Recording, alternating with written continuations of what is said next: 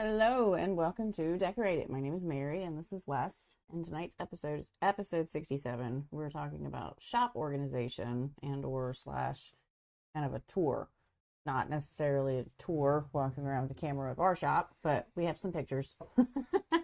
And the Southern Rod Builders also shared some of their inspiration photos, if you will, how they do some of their organization, and hopefully it just kind of gives you an idea, maybe some things to do or to use so that you can organize your shop a little bit better. I feel, for me personally, now I know everybody's different, but an organized shop, walking into a not spick span like completely clean, because and it's a working area, you know what I mean, but a clean shop is better for me mentally to walk into and to be able to focus on the task at hand instead of walking into an absolute just explosion of things and chaos, because it makes me feel kind of like trapped and my brain can't focus on what I should be doing. It wants to go, okay, I need to clean this up because it's driving me nuts. So for me, keeping the shop somewhat clean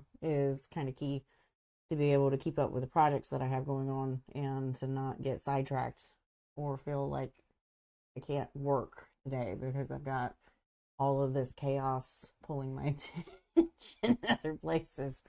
Now, granted, our shop does not stay clean in any way, shape, or form. I do my best to come back and to put things back where they belong. I do my best to keep stuff clean and to clean up after myself. But there are days where none of that happens. And I think that's where everybody is,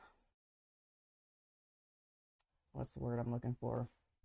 I think that's where everybody kind of messes up a little bit, is not putting stuff back. And that becomes the downfall and the snowball rolling down the hill that turns into, you know, chaos. Because if you don't put it back after you have used it, you know, yes, you know exactly where you put it, but if you're not cleaning up as you go in the name of trying to keep everything clean, then it just completely goes poof, and your shop gets really messy, really dirty, really fast. And so hopefully some of these ideas and suggestions can kind of help clean up the chaos, if you will, or maybe let you think of a better way to organize it instead of doing it how you have been doing it.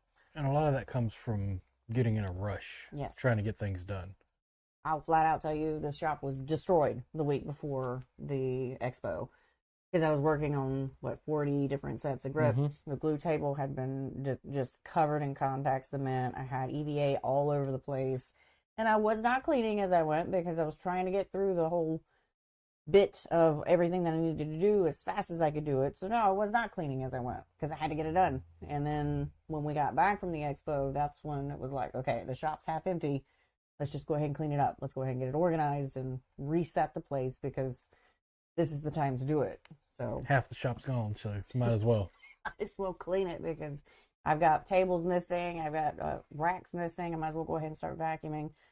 And for us, we have 3 large dogs, so they always come into the shop with me. And I don't care how many times that you groom a German Shepherd, they are going to just shed 24/7. So I battle hairballs all over the floor all the time. And I'm sure anybody else with pets also has the same problem. But one thing that I did want to discuss is probably like our biggest issues that we have, and we already kind of touched on it a little bit, is not putting it back where it was when you picked it up. I always it's the same thing I teach the kids, or I try to teach the kids, but they just defy me regardless. But if it has a home, it needs to go back to its home so that everything stays off the bench and it, you can continue to keep working in a somewhat clean environment. And as you're working on guide wraps or you're cutting off decorative wraps or something like that, all that extra thread that's getting thrown down on the wrapper, pick it up, vacuum it off. Doing a weekly clean, and these now guys that are only building like a rod every once in a while, obviously you don't have to clean every single week. But if you're doing a few rods here and there, or you're, it's a business and you're doing high volumes of stuff, if you don't do a weekly cleaning, your shop's going to get real destroyed in about 7 days. If you've got multiple people working in your shop, it's going to get messed up real fast because the multiple people aren't putting everything back where they're supposed to go. I always have to laugh at Jared because I know Jared did share one of his photos, but I did not put it in the slideshow because it is just the epitome of just multiple people working in a shop and nobody putting anything back. And his boys are the biggest problems because as they touch it, they set it down and then everything just kind of gets piled up, and then you can't see the wrapper. Yep. Hey, I need to build a rod. Good luck. Now you got to move everything just to be able to put epoxy on or to use your heat gun, because I know a lot of people are like, well, I can't use a heat gun because I'm going to blow up all the stuff. And I'm like, then clean it, or aim it upwards. I think that's the thing I laugh at the most. Like, no, we don't want to blow down when we're doing that because you are going to blow everything up. Just aim it upwards and away from your wrapper. The bubbles don't care which way you're pointing the gun. Just hit them to get rid of it. And I think organization is the other thing too, because I know a lot of people will go buy a bunch of thread. They'll go buy a bunch of blanks. They don't have any idea what they're going to do with them when they get home. So when they get back to their shops, they get piled in the corner or they get sat down on the bench. And then there's no home that's ever, made for these things that are coming in. And then you keep buying things and you keep bringing stuff in and you never make a home for it. And then it's like, okay, now I can't even get in the shop because now I've got all these blanks piled in the corner. I've got thread all over the bench that doesn't have a home. And organization helps a lot. I promise it does. Might not like it while you're doing it, but it does help. Although I get in these tidges where I just have to organize what I'm looking at. Yeah. And then my autistic traits take over. And now it's got to be organized by color, size, weight, all the things. Mine is just get the thread in the boxes, put all the chemicals back where they're supposed to be, get all the epoxy back where it's supposed to be, because we're always working with like 3 or 4 different open bottles. Yeah. Which that needs to stop, because now it's like, now we've got 3 or 4 that are on different time frames and when they're going to amber. Yeah, but some of those are different. Testing stuff, like we are a test shop, so it is what it is, but having multiple sets of something open, I think we're on 5 open bottles of epoxy right now. Yeah, there's a lot. I'm most of them I finally put over there on that shelf, but there's 2 or 3 sets still sitting on the bench currently that I see. Big Al. And for me, it was making a chemical place. Put the contact cement, to put the acetone, to put the denatured alcohol, to put any of the wood glue and things of that nature, was finding a home for all of that stuff. And then finding a home for all the cork rings, and finding a home for the clamps, and finding a home for the EVA blocks, because bringing in the inventory to sell it and then also be able to use it, I had to keep a lot here, which didn't have the room for it whenever I started that endeavor. So we had to completely redo that whole side of the shop over there to make room for a rack for the EVA to be stored. So with things coming in, I've always been like, okay, now we got to find a home for it, because if we don't find a home for it, it's going to turn into this big nasty hoarders episode if we don't get it sorted. And then totes are my favorite thing to store stuff in. So, hi guys. Yes, Duncan. So daylight savings time happened last Sunday. Something like that, yeah. So now we're back to we An hour ahead. We sprung forward. We lost an hour of sleep. Hey David. Yes, David does have a great rod building setup. I'm very happy he shared his setup, because his setup is hi John. My rule is 5, build 5, then clean. That's a good rule. We'd have to clean every 3 days. Right? Oh, man. Before we get into the slideshow for all of the examples from these amazing shops and things of that nature, and just some suggestions from us, I don't think our shop is anything crazy. It's just organized how it works for me. I do want to take a minute and thank our sponsors, Mudhole Foundation Outdoor Group, been wonderful. We love you guys. I can't wait to see you in June for the advanced rod building classes. And then July. And in July for ICAST as well. And then also at Anglers Resource event. August. In August. 3 months. We might as well just like spend the night down there. Be traveling. Yep. So it's going to be awesome. Really excited about that. Don't forget to use my discount code MChristy10 to save you 10% off of CRB, MHX, Pro Products, Gaho, and American Tackle up until the end of this month. It ends at the end of this month, the last day of March, and April 1st you will have a brand new discount code rolling in to be used. So make sure you get the savings, and hopefully you guys got the 20% off during the St. Patrick's Day sale they had going on as well. All right, so I love these photos that everybody shared. I hadn't seen them. Because I didn't even look at your post. You know what I didn't do? You didn't put it in? I didn't put it in yet. Hold on. Good thing that I am real quick when it comes to this, though. Jared said, please tell me you're using my pick on what not to do for organizing. I did not put your photo in, actually, because I didn't feel like that was fair.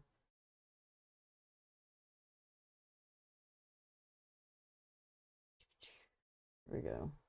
Select. All right. I gotta resize it.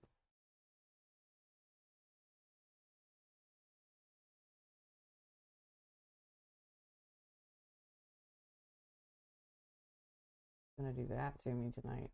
Just make it smaller and put it beside you. No, because then they can't see it. Oh. We'll just move it around. All right, so the first image that pops up is for Mr. David Walls.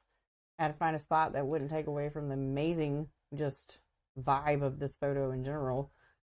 As you can see, this shop is the example of how to keep your shop 24/7. Like, walk-in, pristine, sit down, amazing. I don't know why there's a random little solid little block of white here. I apologize about that, David. It just put a random little block in there. But he's got his thread out where he can see it. He's got hats on display. He's got organizer boxes, Plano boxes with what I'm going to assume and don't know is probably rod building components and things.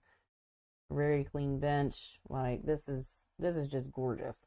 Just freaking pretty. I wish that I had a clean shop like this, honestly. This is his drying area. So take note on the amount of organization. Sit here. Take note on the amount of organization that he has and all these little bins and things. Oh, look, he's got the same size containers of ProPaste that we have. Look at all the brush containers, too. See, this is what I like. When I start looking at the photos, I can nitpick on, like, what these people have and where they've got it stored. So he's got some of his rod makers and books on one of the shelves, and then his paintbrushes look like they're all in pencil holder cups. That's a great use of being able to put them somewhere. and keep them organized. And then you got your dryers right above it. Fantastic.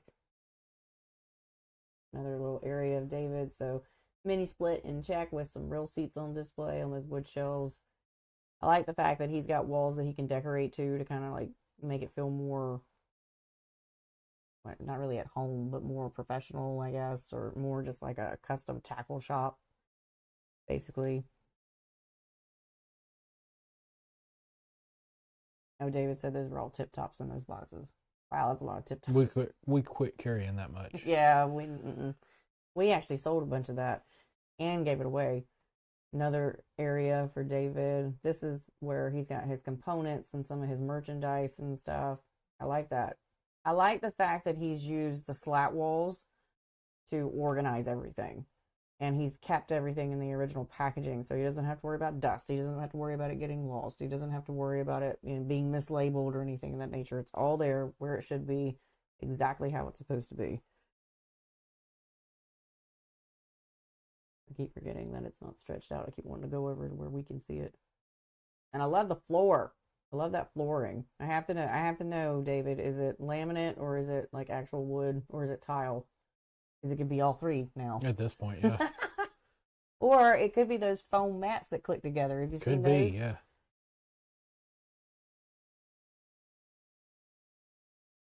No, they're just more of that same wall, but where the blanks and everything are. Are those hanging? Yeah, he's got them on pegs. Flatboard and pegboard for the win. Sheet linoleum.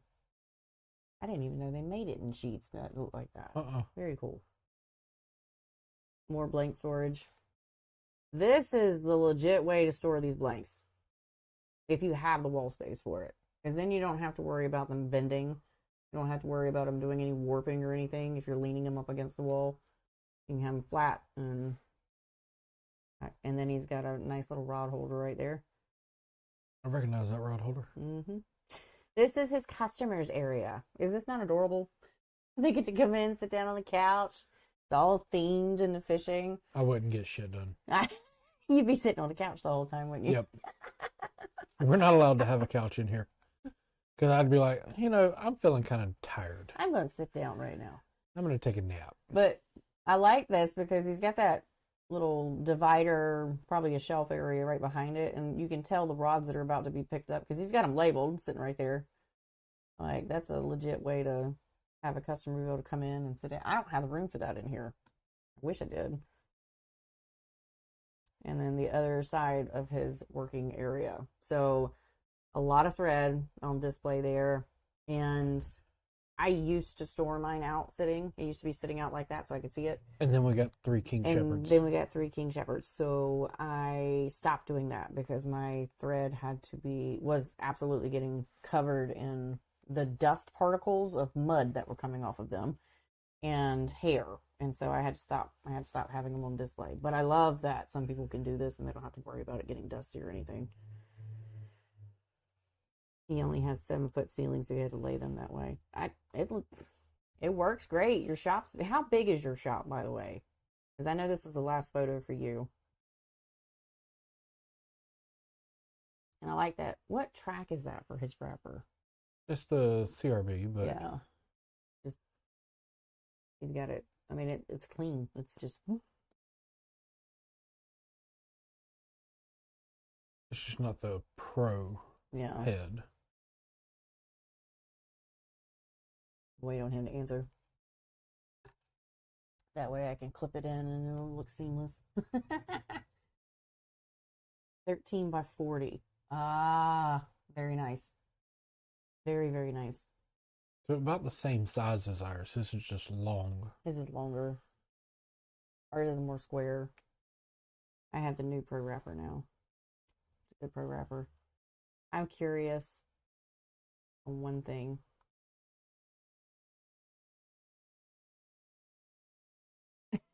His shop rate. So you see what I'm looking at? Mm-hmm. $45 per hour. $55 if you look at it. $65 if you touch it. $70 if you watch something, and $100 per hour if you offer advice on how to fix it. I want a sign like that. Let me fix this. That's funny. You'll have to excuse my allergies. Yeah, poor Wes is suffering some allergies today. John said I'm with Wes about the couch in the rod room. I'm not scared of work. I can nap right next to it. Right? Yeah, David is it honestly, this is like shop goals. Like it's so clean. The only thing that and you've even got a window, which that trips me out because we have no windows in here, but We do. No, we don't. Oh yeah, we do, but it's over there in the corner and you're staring at a fence. It's nothing great. But anyways, great shop, David. Thanks for sharing. Basically, you can tell how organized he is. Everything has a place. Everything's got a bin. Everything has a section that it's supposed to be in. And slat boards and pegboards is basically his biggest way to organize stuff. Whoop. I guess this is Duncan. I guess we're going to split Duncan's in the middle. So Duncan is working with a bench that he has to separate when he's not building on the rod. Okay. So that is his table with the wrapper separated. And then this is when it's put together, which is a great thing. I have even seen people that have those shelves that can go up and can go down. Mm-hmm. And so when you're not using a wrapper or something that you may be putting on that shelf, then you can fold it down to open up more space. It'd definitely be cool if you could have it on like a Murphy system. Yeah. Yeah. Where you could just, okay, I'm done with it. Right. And just fold it up, get it out of the way. So that right there. You don't have to have a very wide table to have these wrappers and stuff on. You can just use the one that fits the tracks or whatever you're doing, or create a track. It looks like he's just got the head on there and he's made a head and stands with a groove. Mm-hmm. That can be done too. And then this is one of his little cabinets that he's got some organization on, where he stores some of his stuff. Looks like he's got clear containers that he puts his thread in. Cabinets and stuff like that is, if you can get them, you can find them, that's where you're going to win with a lot of this organization.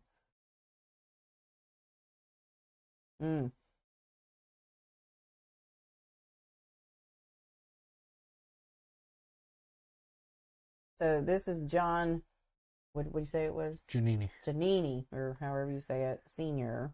I apologize about the pronunciation of your name. I looked it up. Probably still not saying it right. It's either Giannini or Giannini. One of the two. I don't know. Correct me when I'm wrong. Daryl says that's what I have, is where it lays flat on the wall, but it's also in my closet. So, story behind this. This is actually the bottom of one of his kids' beds that after they moved out, he took it, modified it, and created the top for him to be able to use his wrapper and stuff on. So he can take his chair, and the lip is actually comes out 10 inches past the drawers and stuff, so he can slide along and work as he needs to. Yeah. So adapting another wrapper underneath. Yep. He's got the shelving from the bed and just created this upper level to be able to work on. And the other thing is, now he's got carpet down.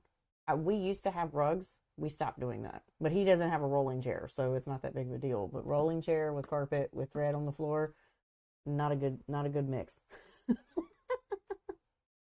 Oh no, it's moving us. It's going to be jacked up when we get back to it. And then Plano boxes. That is everybody's favorite thing to store a lot of stuff in. They're great because you can make your own little compartments with the little pieces that go in there, however big or however small. Great for guide sets, tip tops, any of the random little glue sticks and things of that nature that you use. And just, he's also utilizing pegboard as well. This is what a working shop looks like. It's clean, but it's not clean. You know, like it's organized, but it's not spotless. And I'm not saying that David's isn't spotless or not a working shop. I'm just saying like David's is what we all strive to be, you know? All right, I gotta fix this. I love how everybody's. Yeah, I told you I moved ours. You just took it away now. Right there. Got it. All the photos are all completely different sizes tonight. This is one of Kyle's shops, he has 3. Okay. It's a great setup. Like, you can tell it's organized. He's got a case there that's got reels in it. I'll pause for that biker gang that's going by.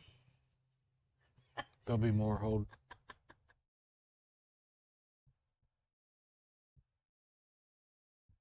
Okay, I think it's fine. You can also see some more reels and stuff in one of those cabinets, and then this one bench over here where he's got the wrapper and looks like some other supplies in it. Blanks in the corner. Just the walkway is the greatest thing, and I also noticed he's got a standing table as well, or one that he could use a bar stool on. Yeah, there's a stool at the end, the higher bar stool, if you will. His organization for his thread, standing out. So you got all the thread sitting there where you can see it. You can grab it. You know what you're running out of. I do like to be able to see it. I just can't do it with the dogs. Yeah, no. Not possible anymore. It was getting... The dogs and red clay It was are enemy. I had to throw away a whole spool of white thread because I had left it sitting out too long. Yep. This is his blank storage that he has, which PVC for the win for that. We have a container where we took a milk crate and I cut short pieces of PVC and zip tied everything together. Didn't you take a picture of it? I think, I'm not sure if it's in I'm the just photo, waiting. but we use PVC for a little bit too. Most of our blanks are too tall for our ceilings though to do that. This is a great way to store them as well. And that's one of his other shops. That is a great setup as well. I like that he's got a microwave in his workshop. I never have to leave because I could just heat my coffee Right. while I'm working. Cabinets. Reusing old cabinets is great for all the things that we have to use as well. Those little black and silver carts. I think those are the wheelie carts that they have for like craft organization or papers and stuff. Those are good. Good for putting stuff into. And the dryer up above where he's working. That's always a nice thing that you know, if you've got a wrapper where you can move straight from the wrapper to right above you to dry, because it's a lot easier to apply and just poof, instead of like we have to do a spin and twirl to get back to the back wall. Oh, this is on to us. I don't know why it loaded with that one, but lighting. Lighting's super important. So we have a bunch of the pull chain LED lights that are all around. I have to go through and I have to pull every single one on. Not a problem. I think they were what, 20, 30 bucks at Sam's? At the time, yeah. And you can do 5 in a chain. But, you know, you've got to mount them. You've got all these cords. I'm short. I can't reach them. So we were having to put like paracord attached to them. These honeycomb lights. I saw them on TikTok. And actually, Mudhole had them too in one of their rooms. And I was like, I have to get some of those. So when we got back, I started looking for them, and they went on sale around Christmas time, or it was Thanksgiving or Christmas, sometime in that time frame. And I bought them, and I cannot tell you the difference that it makes having those. And they're hardwired in, so now I can just flip them on, and poof, and there's so much light over in that corner. We did put them together prematurely, so you can see that one bar is not working currently, but they sat attached together, taking up space in the shop for almost 2 months over here, getting pushed back and forth and moved around. So I'm not upset that that one's not clicking together. But I'm going to buy more, because then I can put more, like, basically up here and one over in that area. And then I can't say that there's not enough light in the shop. This is another way, if you've got builds that you need to store. These are all super long and or not used rods. Shortest one is 8 foot. But those tip sections are what, 9 foot? Tip sections are 9. There's a 10-foot one piece, a 9-foot one piece. The one in front that's like teal and black is a 8-foot Shark rod that you built. That's actually the one I put my first weave on. Those rods we just don't use. They're out of the way. And the gaff's up there for the graffiti because it's 8 foot. It's 8 foot. Plus with the gaff hook.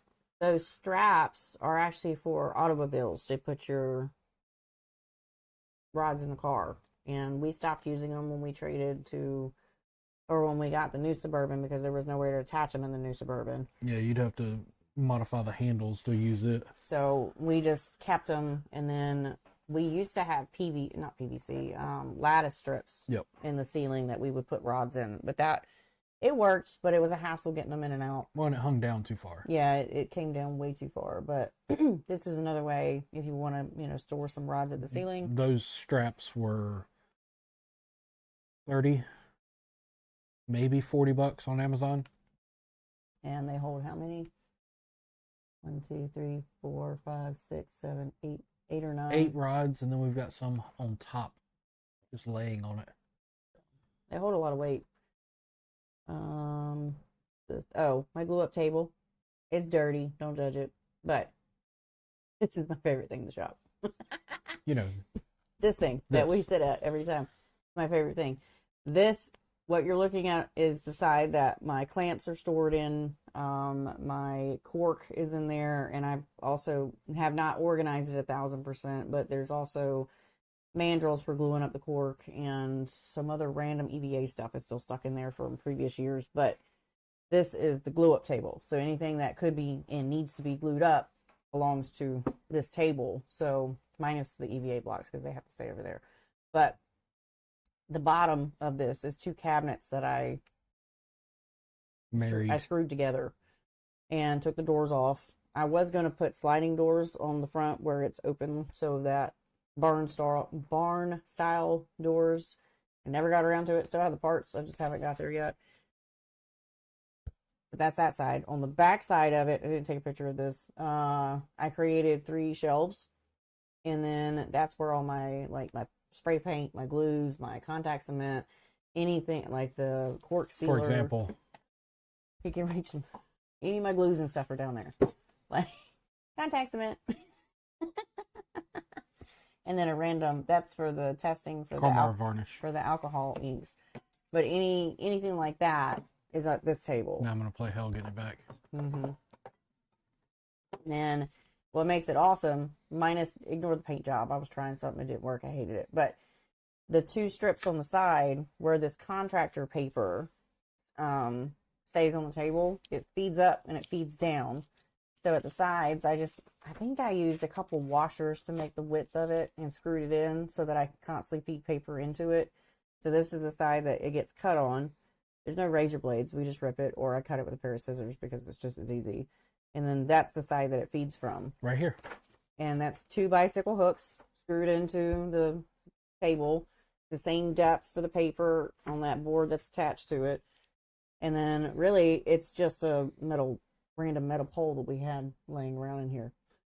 And I cut the contractor's paper to the width of the table, and that's what is my cleanup. And you just glue however you want and don't have to worry about it. Replace it. Mm-hmm. And, obviously one side's messed up, but the other side's not messed up. So if you're going to be really frugal, you could just flip it over. I just trash it. But we also take notes on it. Yep, I write on this. The kids doodle on it. Like, this is the architect's table, if you will. Like, there's always something happening on it. Take pictures of the notes so you don't lose them. And anytime I'm taking photos, it's on this table. It's just with whiteboards put behind it. This is how I store my thread. Oh, we have to store thread. Have to store it that way. I literally cannot leave a spool of thread out on the bench longer than 3 or 4 days. And the reason being is because of how much hair the dogs kick up in here and how much dirt particles they bring in. And yes, it's an absolute mess and a hassle whenever I'm having to do epoxy and stuff. But those are the days where it's like a quick and run the air purifier and making sure I don't leave thread out. But it's manageable. It just sucks. But most of those boxes with the handles that you can see are actually from Madeira, the company, and they're big enough to hold the Madeira spools. I also, obviously, Mark Krause gave me a bunch of those, and I also had some Plano boxes, but now I put all the threads in there. All my Madeira, the Pro Wrap, Fuji's in there. I got metallics, I got randoms, I got YLI, the variations, I got all kinds of rice threads in there. I got whatever I've collected fits into those boxes. And if I need more boxes, I just buy more boxes. So, or thread that is moving around with me constantly stays in a Ziploc bag on the bench, so that I don't have to stress about dirt getting on it or anything, or the kids running off with it, because that's also an issue here. There's our blank storage. So this is one area. This is the working area, things that are in progress and or in the lineup or tests or whatever. That pink crate down at the bottom is an old milk crate style thing. I actually had it in my room when I was a kid. It's traveled with me for a long time. Don't throw things away, apparently. But I cut a bunch of PVC, different size PVC, zip tied them all together, and I can put as many blanks as I want to that will fit in that area. Speaking of, in those, we need to go through that at some point. Yeah, there's a bunch of blanks that we're never going to use because they've been there for almost 6-7 years now. I see some honey Fenwicks over there. Mm-hmm. But then you see the mud hole boxes stacked over there too. All of that is like the incoming builds or things that are in progress. The Phoenix is still sitting there because she's still being worked on. She's just not a priority, but she's over there because she needs to be worked on. So this is literally right over here, which you point for me because they can't see my hand. Right over there. Like I could take my hat and touch it. Yeah. I couldn't take a picture of my whole Cricut setup because I have boxes stacked on my Cricut right now. But there is a whole 6-foot table that is dedicated to all of the Cricut stuff. But when it comes to setting up for the podcast, everything gets moved from this table to all of the other places. So the podcast actually is what causes a lot of the chaos in the shop because we have to basically just do the little dump and drag to get everything off the way. But that is a 6-foot table that the Cricut sits on with the vinyl along with my EVA inlay sheets, and that's also where the packaging tape and stuff sits for me to box up orders and stuff. These little shelves. So I bought them 3 years ago. Something like that. Is when we acquired all that thread and we were selling it for $1 a spool. I bought those to take to the show for the thread to sell. And then when we got them back home, I'm like, what am I going to do with these? Set them up. And we had all those, what are those drawers called that a lot of people have? We had bought them at the discount stores. They were the metal ones with all the little itty bitty drawers. I don't know what they're called, but we always see them in men's shops. It doesn't matter what they are, but they're always just, I can't remember what they are, but they are plastic drawers that are usually see-through. They're usually about this big. Black. They're like, they depend. They could be this big or they could be this wide, depending on like what it is. But we used to store guides and stuff in them.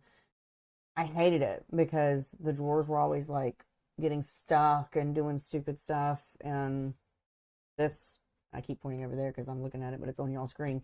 That became where our components and stuff stay, and tape gets stored in there. So it's all out in the open, which kind of sucks, but I try to keep things bagged. So we've got anything from tape to extra reel seats to inserts to my stands that I use a lot of times for like gluing up the overlays.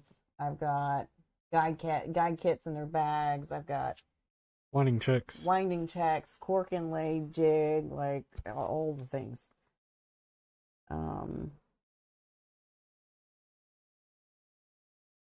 This is newly organized since we got back home.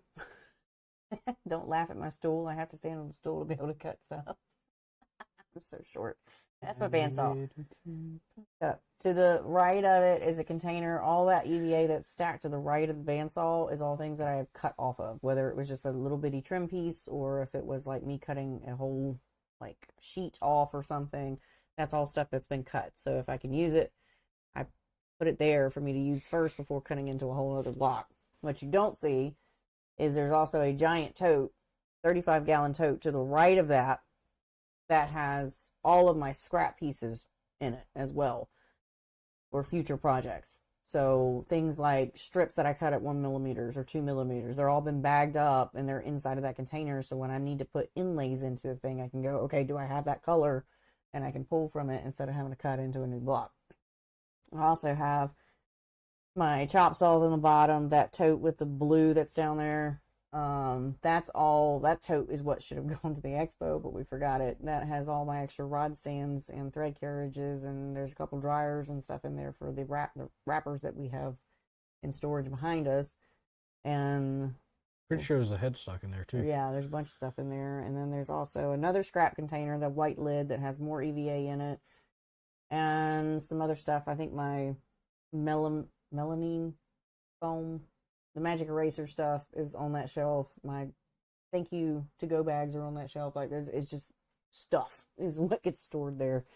And then that yellow tote that's at the bottom is all the things I sell is in that tote. So the paint pens, the markers, the circle templates, and yes, it's a hassle to pull it in and out every single time I gotta grab it, but it keeps it from getting dusty, and that's the whole point in my shop is to prevent the dust from getting all over stuff.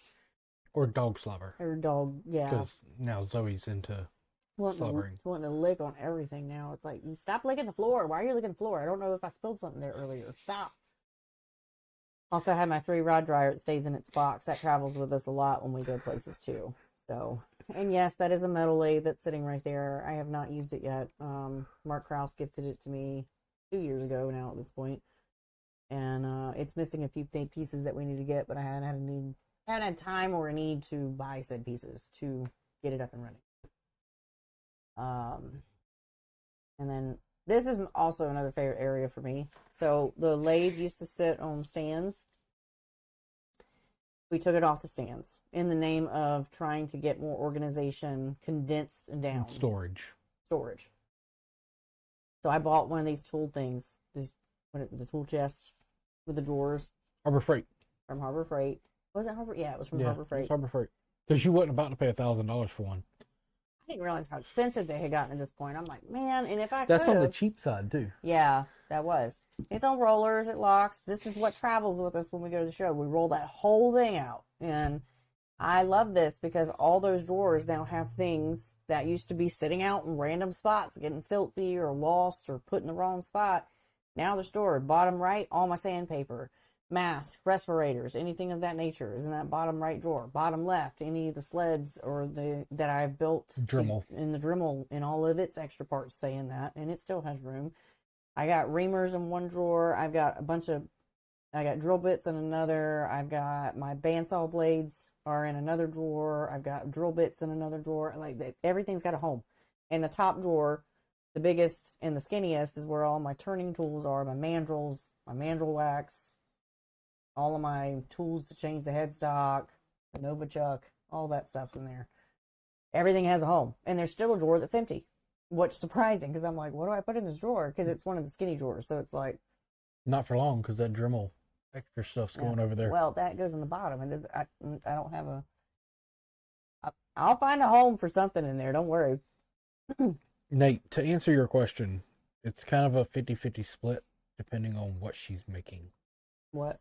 Oh, hold on. There's a lot of people that are, if you're going to stop. You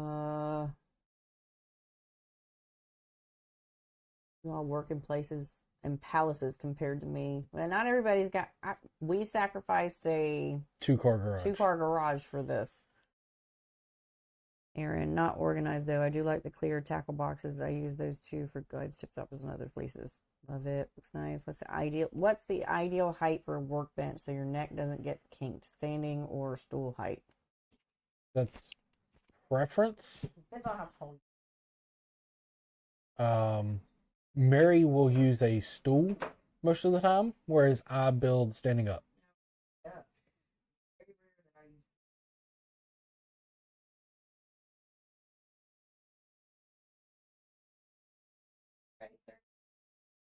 For the table or the 39 inches to the table, top of the table for what we have.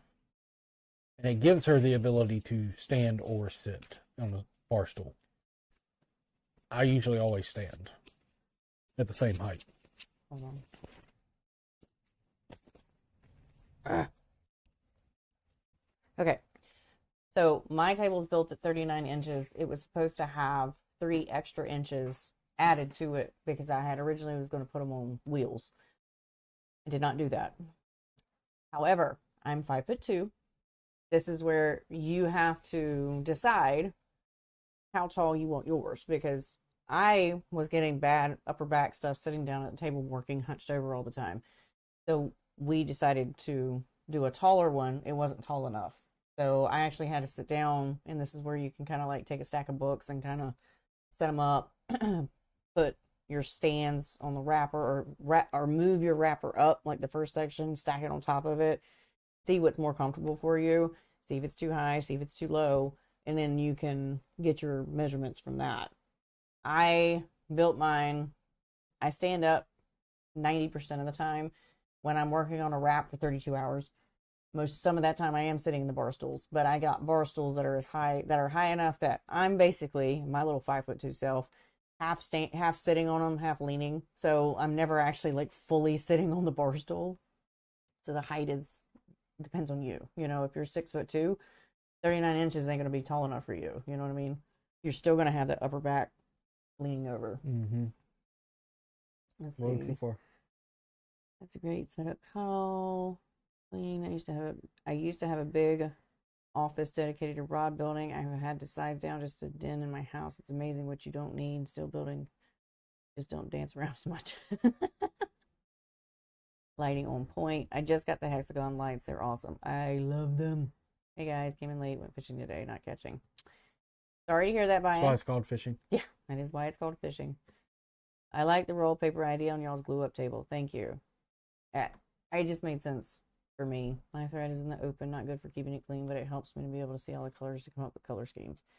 When I'm doing that, when I'm working on color schemes, They're all over they're all over this table. I pull them all out, start pulling them. Like it's a thing. But I did love when I could leave them out and I could just look at them. And they do make covers for them. Like if you go into the sewing area, like those ladies leave their stuff out on those displays too. That's why they made them. So they have covers. They can go over them. So you can just cover them every once in a while. What's written on the table paper is like the 10 commandments, but they get thrown away anyway. So if I've written anything important down, I take a picture of it and then I transfer it to my notebooks. Do you use Cricut for all of your inlays? No. I try to use them. I use it for as many as I can because it's quicker, it's more accurate, it makes better cuts. But a lot of times I also have to hand cut them too. So I don't always use it, but I do try to use it more than not. Depends on what kind of cockamamie ideas she has this time. It's not always me. Sometimes it's my customers. I like that lathe table idea. Right now mine is on legs with a shelf built under it. I like to have the storage drawers like you have for the dust sake. That's why. So we had the tables, and we had the tools in a container that was resting underneath of it, but they was just constantly just being covered in crap all the time. And then we'd lose where the turner, the hand tools were going because we'd set them down somewhere, and it was just chaos. But John, keep your eye out on Harbor Freight's app. A lot of times they'll give you a coupon for that one or put it on sale. Yeah. And I want to say you can get it as low as like $350. So I actually bought that. I bought that tool chest with the other rack that the bandsaw is sitting on, and the rack that the EVA was sitting on, all in one weekend. And I cried that weekend because it was like $800-900 total that weekend. So much money just to get, because we had to take it off of the legs. There was no getting around it because we had to make room for the 6-foot rack for the EVA to come in. So it was like, how do I reorganize this whole little side over here away from where I do my epoxy on this side? And it was just expensive that weekend. But it's one of those spend it once, cry once, and you're gonna be okay. This is the other storage of built and ready to go rods. Some of them customers are mixed in there, but these are most of our personal builds. Yep. But there's a few of, looks like Todd's are sitting in there. I'm waiting on him.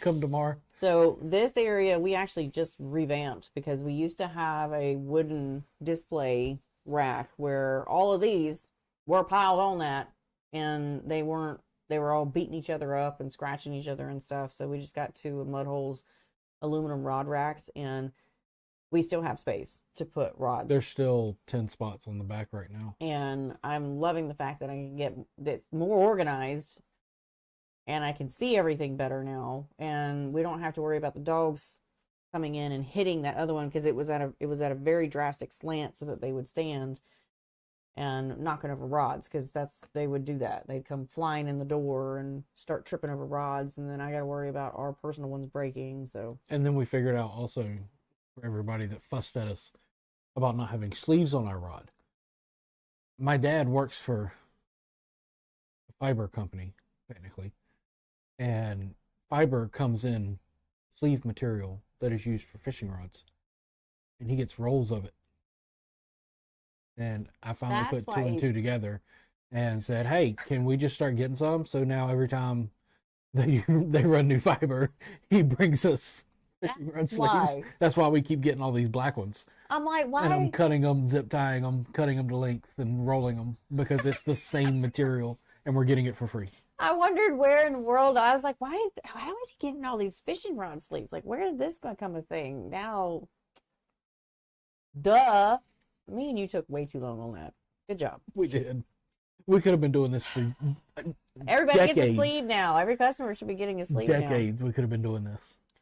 Thanks, Wes. I'll do that. My lathe is heavy and awkward to move right now. Does yours wobble any, or is it screwed to the wood top to secure it? It is It's not. literally sitting on it. It's sitting on it. Now, what wobbles is the actual full chest. Yeah. But we're in a garage. We're on a slant. They have built this on. Now it's not a drastic It's slant. a normal garage It's just a normal slope. slope.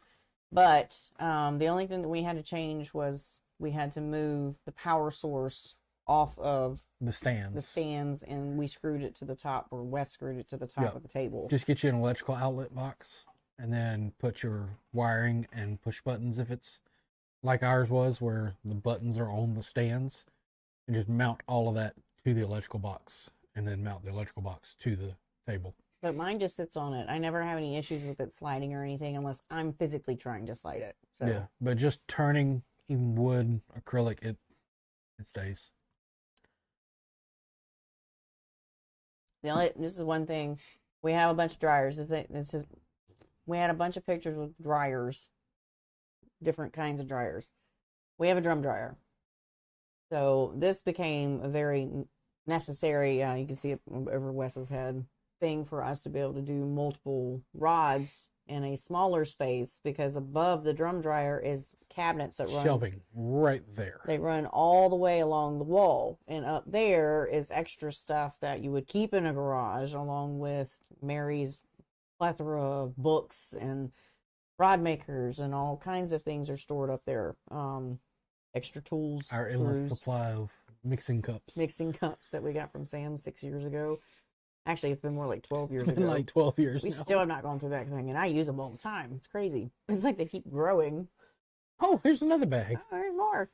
But we had to utilize a smaller space, so we got a drum dryer, and the drum dryer was great for us. We did not make it.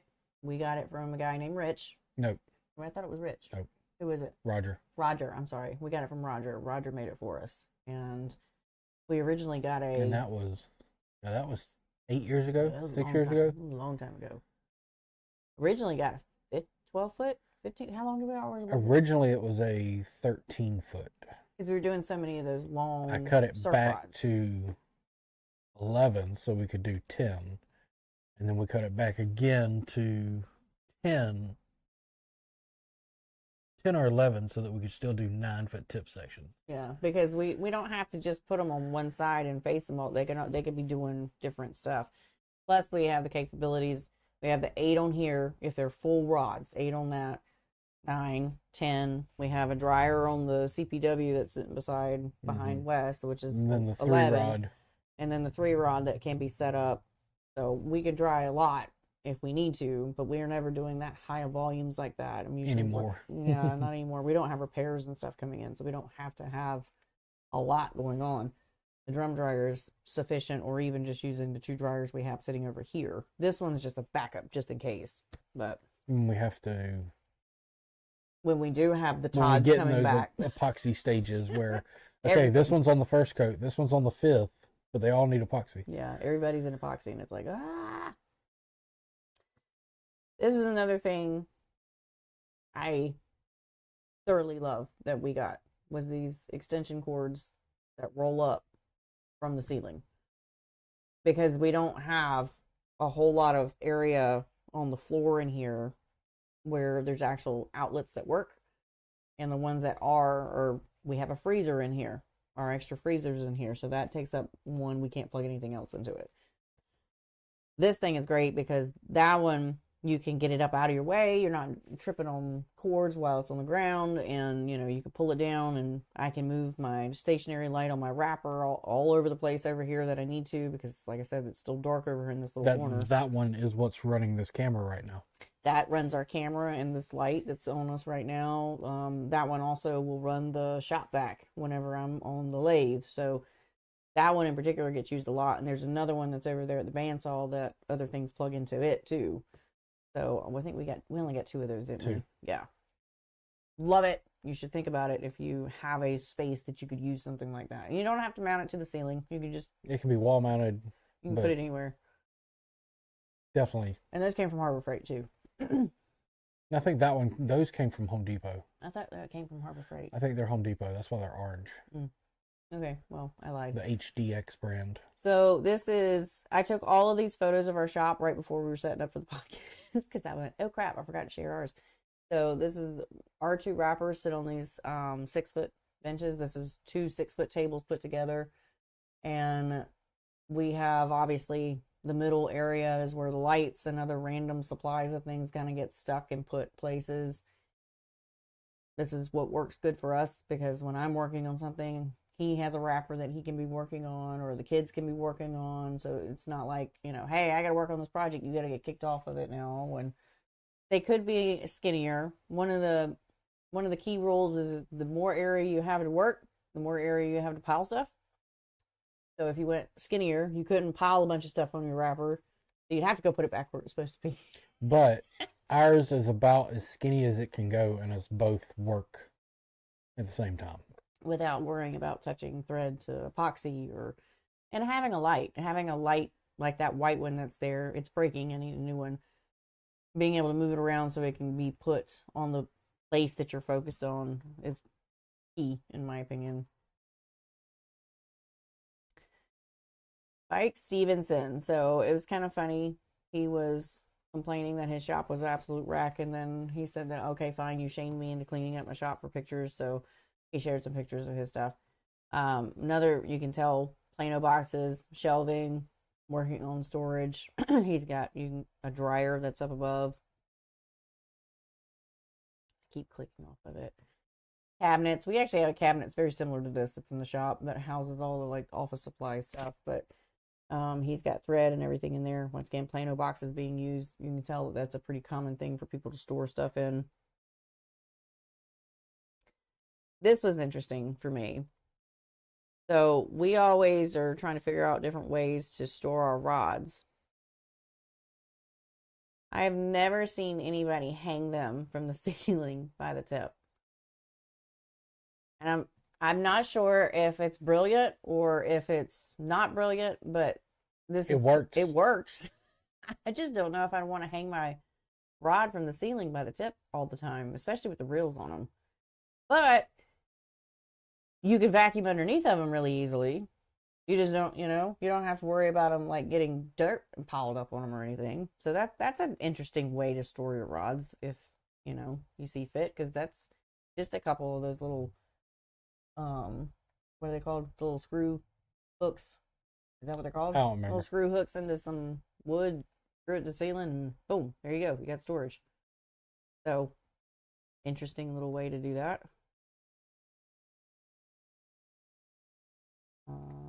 Let's see, this is his working area. Another one where you can tell he goes straight from the working on the wrapper, straight up to the dryers that are above him. With slat board. The slat board seems to be the go-to for, is that how it has to be set up for those? Yeah, that's what I thought. The only way flex coat dryers come like that. Yeah. I wonder what this extra bit that's laid. Oh, there's more dryers. Oh, he's got a lot of dryers right in that little area. 1, 2, 3, 4, 5, 6, 7, 8. 8 dryers right there. Cool. That's nice to have a little angle one and then having the 4 up top. maximizing that space. Thread storage for Steve Williams. I didn't have to put the name on there because he has his name on there. So this is all of his like brand stuff, and then like he has underneath all this, he's got containers with his shade packs and stuff kept separately so he doesn't mix them up, which good use of that because my shade packs are mixed all to hell and I don't know what belongs to what anymore, so I'm just making it up as I go. She just grabs colors that look good. It's no longer shade packs, they're just whatever Mary feels like looks good. And then Steven Mendoza. So this looks like my drawer for my tool chest. This is what this looks like. Or it's a similar style kind of drawer. This is a great way to store your thread too. And actually, aesthetically is aesthetically pleasing to see it like this because it's kept, it's covered, it's kept clean. You can close the drawer, but whenever you need to get inspiration, you just pull it out and you're like, you know, like it's all right there. You don't have to pull it out of the cases and stuff. So I think this is a nifty way of if you wanted to just have some sort of storage, maybe, depending on how you want to work, put your wrappers on top of these tool chests, you know, and then all your thread can go on the tool chest. Yep. The only problem, and I know specifically for me, is that I want to be able to prop a foot up every once in a while I'm working, or if I'm in the bar stool, I want to be able to put my foot somewhere. And I have shelving, one shelf underneath of mine, which I originally wasn't going to put my feet on, but it has worked its way to doing that. So I think that would be a good way to maximize space and keep everything organized and clean. Because can you imagine how much you could put in those? Excuse me, you could put in those drawers. You could have one. Let's say that you got two of them, right? You had the money to be able to do this.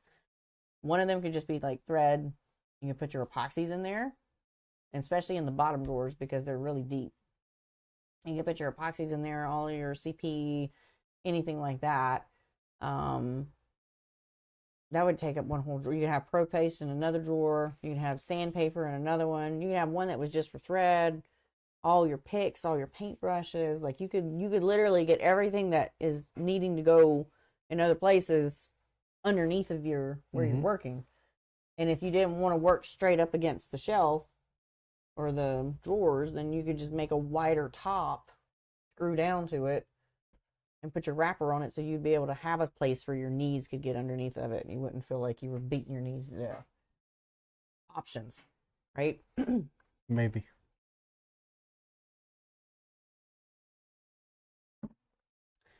Parking a camper in front of the garage is a great way to keep your wife from parking in the garage. Lots of extra more space. Yeah, that works.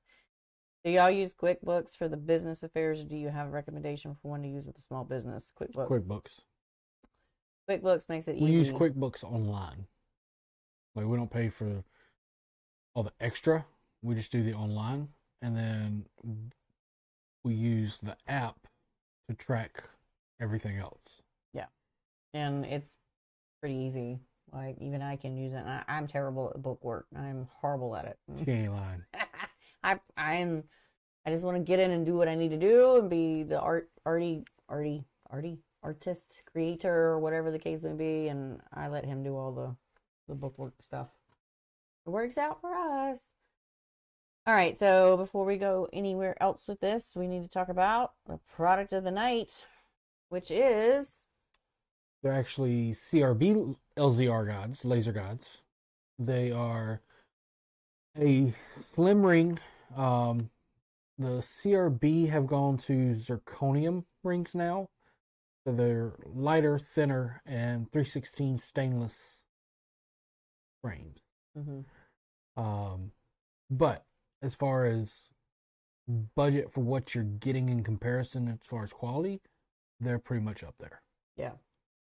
And they come in 3 different colors. You got black, you got a gun smoke, and you also have the stainless color as well. Make sure you check those out. They're actually pretty good. They're some really good guides and really lightweight as well. No, Nate, I'm not going for the goth look. I am just having fun dyeing my hair and enjoying the process of it. It's not going to stay this dark. It's just the first day of it being this dark, so it'll lighten up a lot. So different ways to organize your shop basically comes down to what works for you. Put it back where it goes. Yeah. That's the biggest thing, is put it back where you found it. Put it back in its home. Make homes for No, everything. not where you found it. Yeah, put it back in its Put home. it back where it goes. Put it back in its home. Send it back to bed, whatever you want to call it, like clean up. But storage bins, organization, I gotta call out David again with his amazing shop. He has slats all the way on all of his walls. He's got pegboard where he doesn't have slats, and wall space from ceiling to floor. You've got all that place to put all the things that we buy, because you don't have to take everything out of its bag once you get it. Like even the epoxies, if you order, like maybe let's say you ordered an extra one with the one that you plan on using, stick it on the wall, stick it on a peg, just punch a little hole in it, and boop, right up there. All of your guides that come in, they're already in bags. They've already been hanging in mud hole if they made it out to the floor. If not, they're still able to be hung, so they come in and you just bloop right on the walls. My favorite storage of blanks in general is being able to store them upright where they're not going to be able to be like leaning up against walls or anything of that nature. Or if you have the space for it, lay them flat. That's another good way to do it. And I always, if you have the space, this is always, we are blessed. We have a giant shop. David's got a great big shop. Most of the people that we saw in these photos have big shops. You have the space, you can have the layout of these giant things and everything can stay there. But if you're only working in like one room and you're having to break it down, you're having to put it up, break it down, put it back. You've got to think light. You got to think what's minimalistic. You're not going to have all this big equipment, or you're not going to be able to have all the equipment in the same area. Maybe you've got a garage, or you've got a little building that you have to do all of your gluing and stuff up with. That's part of your shop. It's just an extension of your little work area, But if you're working in just a room, you got to be able to condense it down and put it up, because you don't want anybody walking by in the middle of you working on a rod or epoxy and just knocking it off or something. Yeah. Or the cat coming in to play with it because it's shiny and then getting hair all on the epoxy. But those breakdown tables that Duncan had, I think it's a great idea, because you can roll them. They're on wheels, so you can just roll them out of the way. Without having to add extra tables to the room, the fold up Murphy style tables, put it down or put it up. Yep. That's great. I've seen that in a lot of like workshops where the cabinet makers have things that are, their equipment Fold that's it's drilled to that shelf, but they can just fold it down when they don't need it. Or they have Lazy Susan style things where they can spin this one piece and they've got like 4 or 5 machines that they can use that are on it and utilize it that way. But if you can, and you need to store like blanks and stuff, the ceiling is great too. Just think about how you can use it to do that. Or, if you're inside and your wives are like, I don't want to have this taken over the shop, over the house, keep it to yourself. Think about how, hey, honey, would you help me decorate? Like, where would you want to see these? And get her involved in like how she wants them displayed, and then be like, please work with me here. They've got to stay here. You get to decorate. Make a mural with them across the ceiling or something, or make it put them in the corner, and do something fun with them or something. But yeah, store little containers. I have so many different size containers all over the place. Storage boxes. The only thing that's not in storage containers for the most part is chemicals, and then they have a certain section in the shop where they stay, and there's those chemicals that are for cleaning up. We won't discuss where they are and what they're next to, because it's not okay. Not bad. It's not a heat source. And then all these other ones, like the spray cans and the super glue and the compact cement and everything that's used a good bit, stays under here. So what was some other things that we saw? I'm always going to keep saying this, putting the thread out on display, love it. I love it. I think it's great, but not feasible for everybody, depending on their environment. You know, if you got cats that like to play with your thread, Well, it's a lot of real estate to take up too. it is a lot of real estate, you know. So if you've got the space for it, put it out, make it look pretty, you know, because it does look good. It really does. It looks visually appealing, you know what I mean? But if you don't have the space for it, put them in the Plano boxes, put them in Madeira thread boxes, and stack them up somewhere, you know. Put them in cabinets if, you know, you don't want to stare at them. Utilize on your tables a sliding door if you're one of these people that don't want to see like mess all the time. Cover it up. Put curtains on it, you know, like just cover it up. I don't care. I want to be able to see the stuff that I need to get to.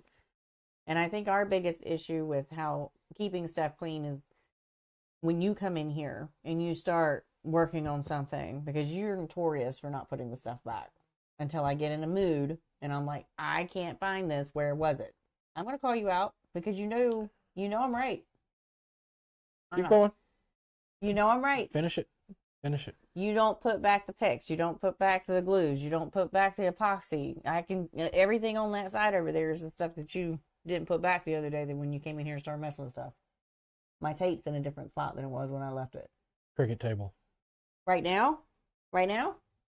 You know why? Because that whole box that's sitting there right there is for a customer's upcoming rod build. And I hadn't had time to working into the container of paint that it has over here.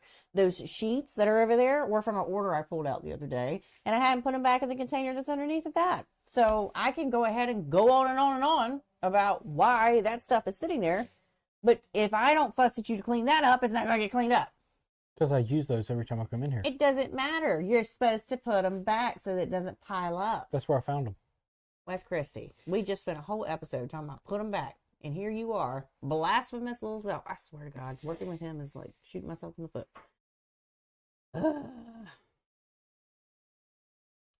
The LDR are tough. I smashed a size 8 double foot, and I thought for sure the ring was gone, but bent the guide back, still going strong. He's just going on a rant about my hair. John, we don't discuss that word in here. Say yes, dear Wes. I've never kept. I don't know about the contact cement in the fridge. I've never heard that, but I don't have a fridge to do that. You put it in the freezer. No, not doing that. Yeah, hit him, Mary. They're coming. Just say Wes. Just say yes, Wes. I will say I'm in this shop 20% of the time that she is. And 20% you screw up that area you've been working in. Don't shake your head at me. Oh my God. Okay, I'm gonna have a whole video, a whole reel coming out right after he's been in here. And I'm gonna show the mess that you left. Don't play with me. I'll put it out on social media. Record the mess you have at the time too, though. I will. I put everything back. I spent 3 days cleaning it up. I have not moved anything away from where it belonged prior. Once I used it, I put it back. Don't start with me. You did? What are you looking at now? Contact cement. That contact cement doesn't have a home yet because it doesn't have a place down here. That's why it's there. And it's been there since we got back from the expo. Don't smile at me. You're pissing me off because you're trying to act like you don't do shit when you do. I'm an And angel. YouTube's got to flag this because we keep cursing. Stop it. Stop cursing. I'm an angel. I do nothing wrong. Okay. All right. Mary, stop having a hissy fit.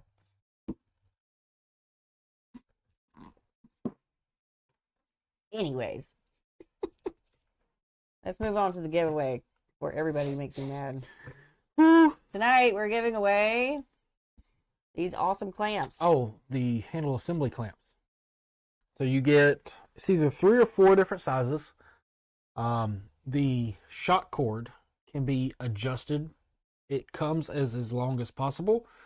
But if you win this one and need it longer, you can order a second set to be able to have and use the string to extend it longer. Or you can order longer shock cord yourself to do it. But we're also going to give you the newest size, which is able to go up to 1.2 inches. These clamps are great. Absolutely enjoy them. I use them as much as I can, but there are some times where I can't get them to work for me, but that's just user error, honestly.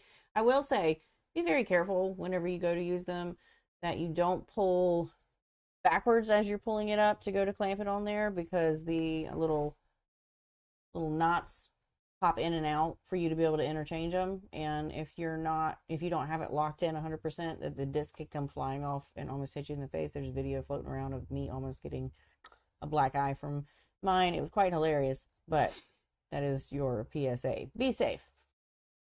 With that being said, what is the riddle? I've got to find it again. Oh, he lost the It riddle. lost my position. So if you're new here, he is going to ask a riddle. You need to answer it completely and utterly 100% correct. And the first one to answer it will win this set of clamps. And we will get them. We'll just need to get your There it name and your address, and they will get drop shipped to you sometime next week. Is everybody ready? I think so. What is the riddle, sir? This one stumped Mary, so. They always stump me. Where can you finish a book without finishing a sentence?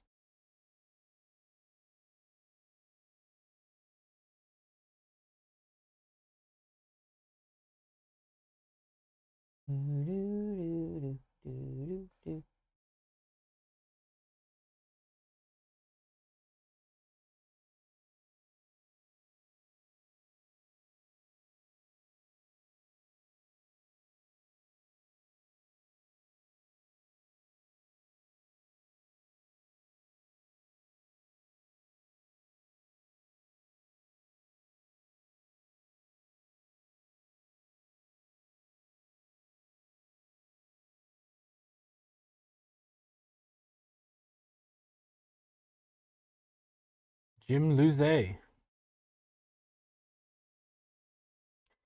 Congratulations, Jim. That is correct. Prison. Dun, dun, dun.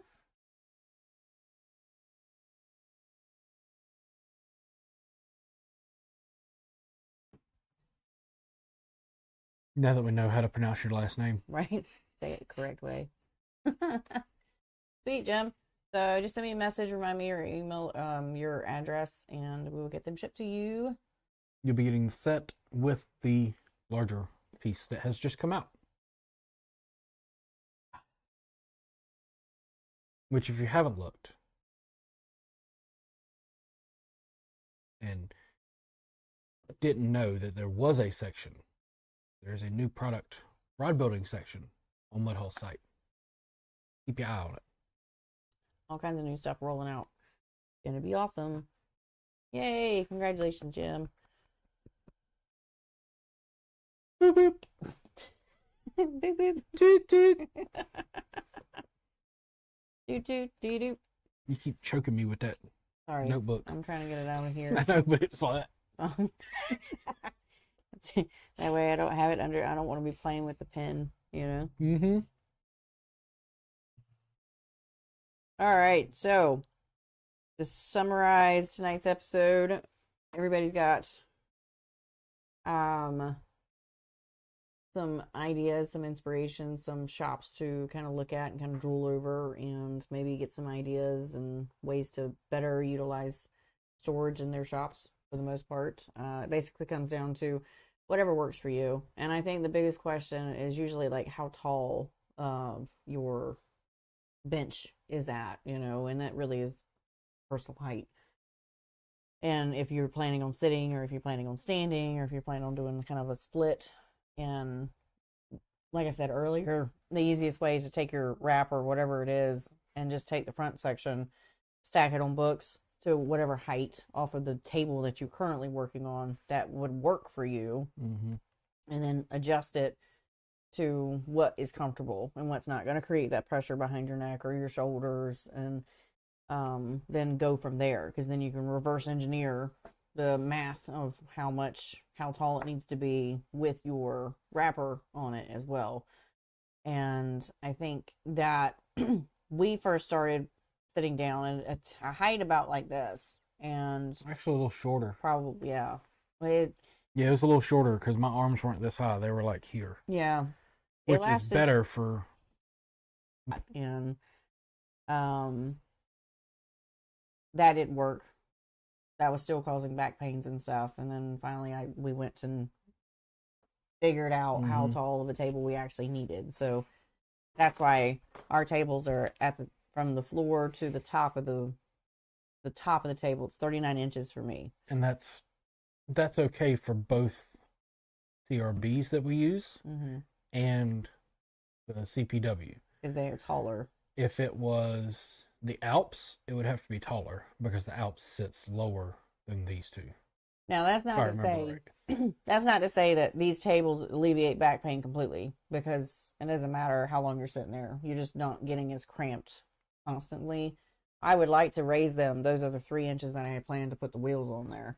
But I also don't want to put the wheels on them because I could also just print you some lifters. Yeah, we could just lift it up.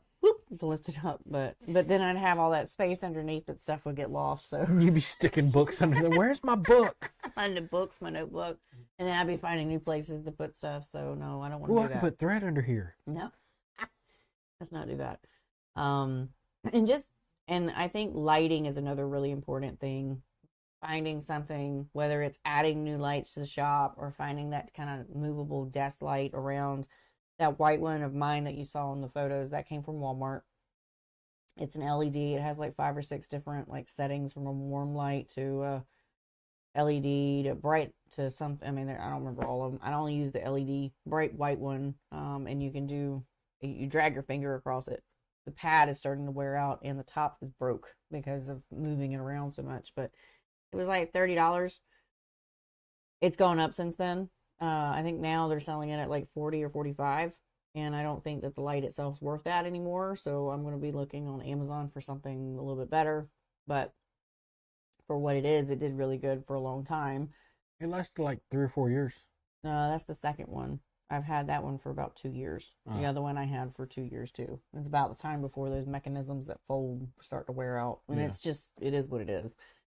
But then adding those hexagon honeycomb lights. Once we get another set here and another set there, you won't need as much hanging light. No, I don't feel like you can ever have too much light, though. I feel like that's always something that we're chasing. It's just always... Yeah, but you have them because there wasn't light in here. Yeah, there was that dark corner, a little dark corner over here. There's in the middle because our main fluorescent lights just stopped working. And even if we changed the light bulbs, they weren't working. So we just worked around it. And now that we've plugged the honeycomb lights in, that one's starting to flicker again. It's like, what? But it's got new bulbs in it, but it still won't come on. But there's power coming to it. So it's like, I don't understand. But just pull that dang thing out and just put honeycombs everywhere. That'd be great. The one thing that I want to work towards getting to is a dust collection system. Yes. That corner needs it. I want one bad. I really do. Even if we have to plexiglass the whole thing off and seal it.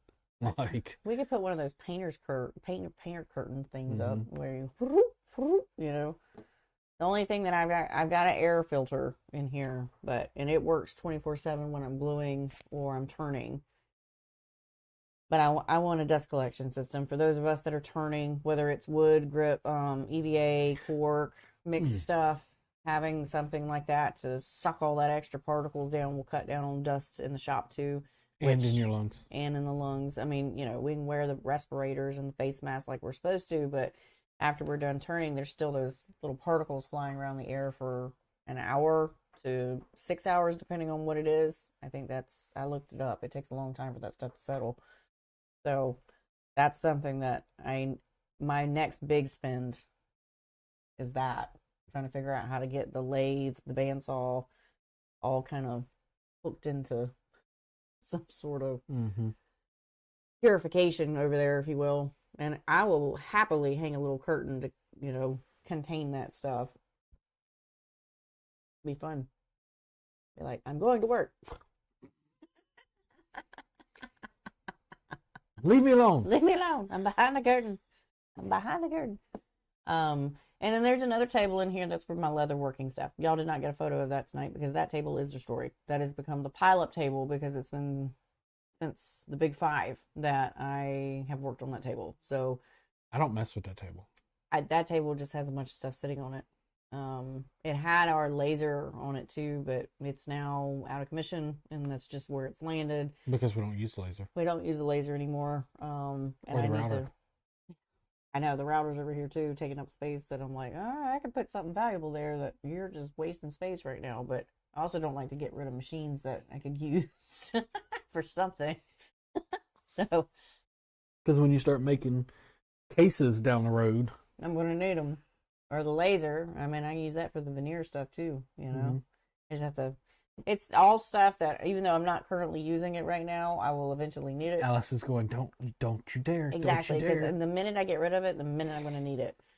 Same thing with that with that scroll saw. Like, just I want to sell it, get it out of here, and I do because I don't use it. I've only used it one time, and that was literally the first day I got it, and I was like, oh, this is fun. Cut a little heart, and never used it again. And actually, no, I'm lying. I used it twice because I did use it to cut part of Blue's stripe, if I remember correctly, or I tried to. No, Blue's eyeball section. But that's the one that the grip blew up, and I had to do it a different way after that. Yeah. Anyways, it was used twice, but I'm selling that scroll saw to get rid of it. And past that, it really is just find what works for you and get, I don't know, go from there. You know, condense down on as much stuff as you can, and try not to buy too much without figuring out where you're going to put it. Yep. All right, so we're going to open it up to Q&A. What would you guys like to talk about, ask, chit chat, any of that stuff tonight? Let's see. Blah, blah, blah. Lights, always good for wrapping. You can run PVC for dust collection and plug off ports not being used, and it can feed to a unit on top of a 55-gallon drum. That's what my dad has in the wood shop. Yep. If we had room, Where would I put the 55-gallon exactly. drum? They make one. I want to say it's a 25 or 35 gallon that's designed to sit on the tabletop, and then I will run PVC everywhere she needs so that she can do it. David said you can put a dust collection system outside in an enclosure and just run the 4-inch ducts inside. Also reduces the noise. Mm-hmm. Well, that's perfect because there's a little corner back there. We just have to cut that tree that's over there. It can't be visible. It'd have to go. No, I know, but that tree's trying to come in through the fence. Those branches.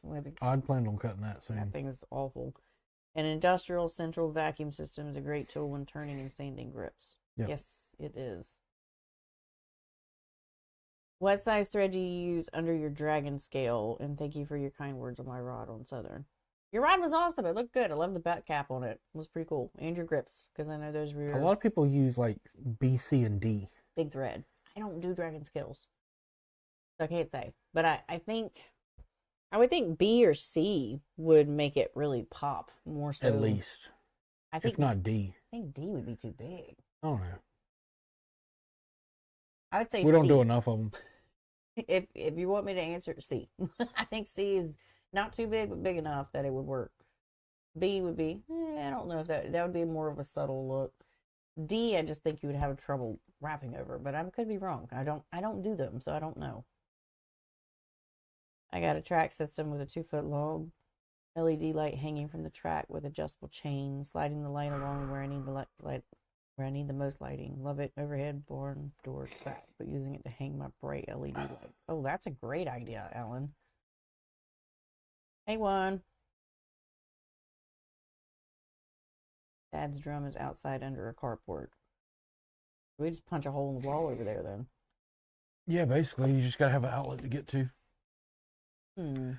Which, technically speaking, I could run 120 off the 240 for the mini split, but we'll discuss that off camera. That's dicey.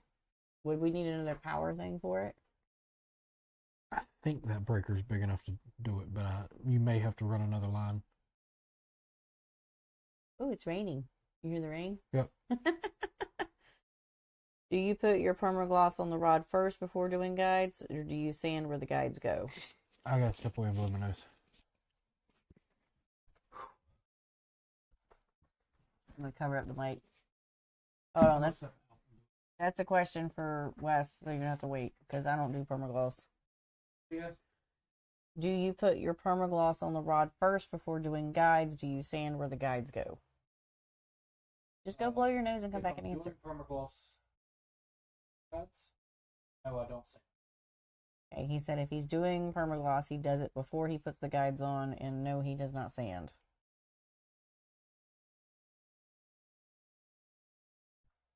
I use D on the rod on Southern. It showed up fine on thread size is a personal choice of dragon scales. They will all work. Oh, Jim uses size E. I have some E somewhere in one of those random containers I have, but I've never pulled it out to use it. There you go.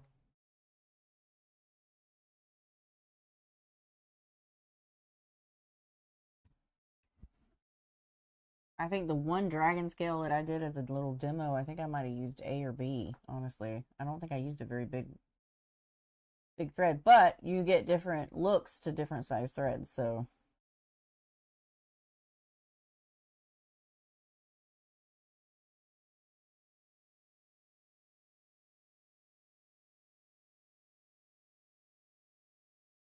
Da, da, da, da, da.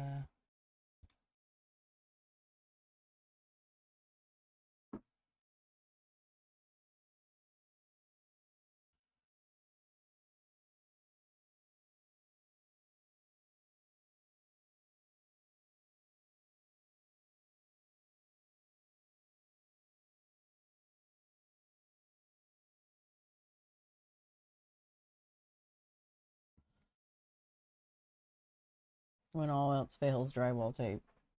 That is definitely the easier way to do it.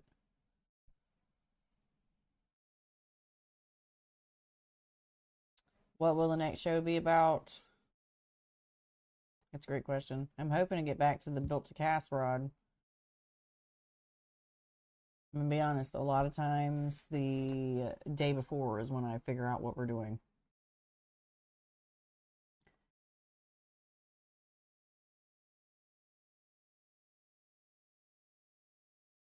Make sure you have a lot of ventilation when using pH. What is your go-to epoxy at the moment? We've been using Procoat and loving it. Like, I have no issues with it at all. Don't use the high build. I use the medium build. Makes it great. Releases bubbles great. Don't have any dramas with it. But as with a lot of things with rod building, epoxy is kind of a personal choice. So if it's working for you, don't change it unless there's something you don't like. And if you go to try a new epoxy, I encourage you to buy the smallest little kits that they have available of a few different brands that you were looking into and testing it and seeing for yourself what works best for you, because what works for me doesn't always work best for everybody else. Hey, Greg. Wes will be back. He had to go blow his nose. He's got allergies. He's not feeling well.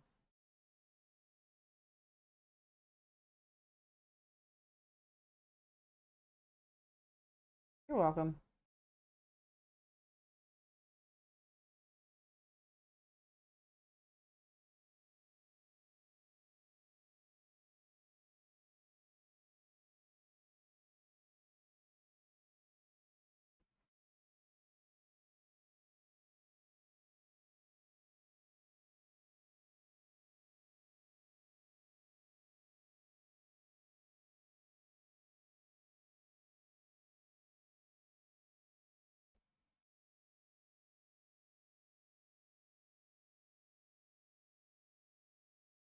Any other questions, comments, concerns?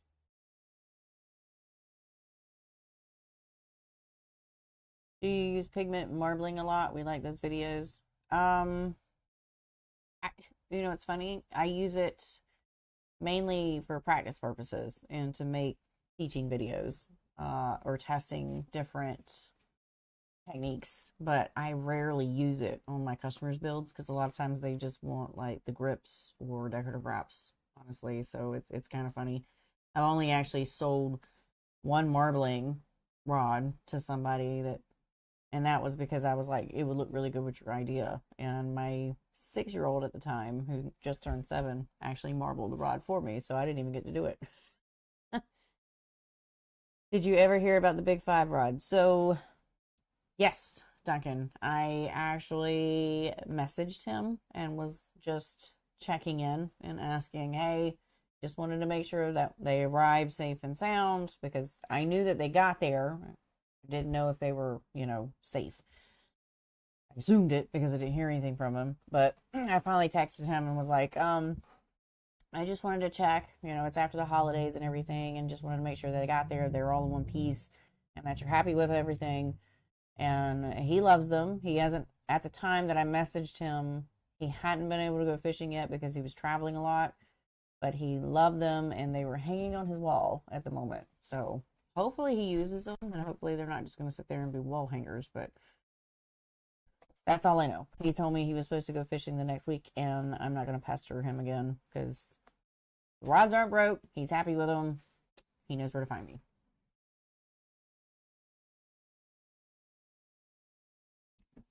Sorry, I had like sneeze attacks while I was in there. It's okay. Is it raining? Yeah. I had like 4 sneezes back to back. Bless you. Bless you, bless you, bless you.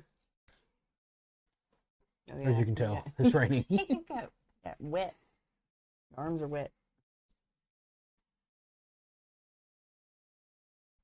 Now you're probably cold. I'm freezing right now.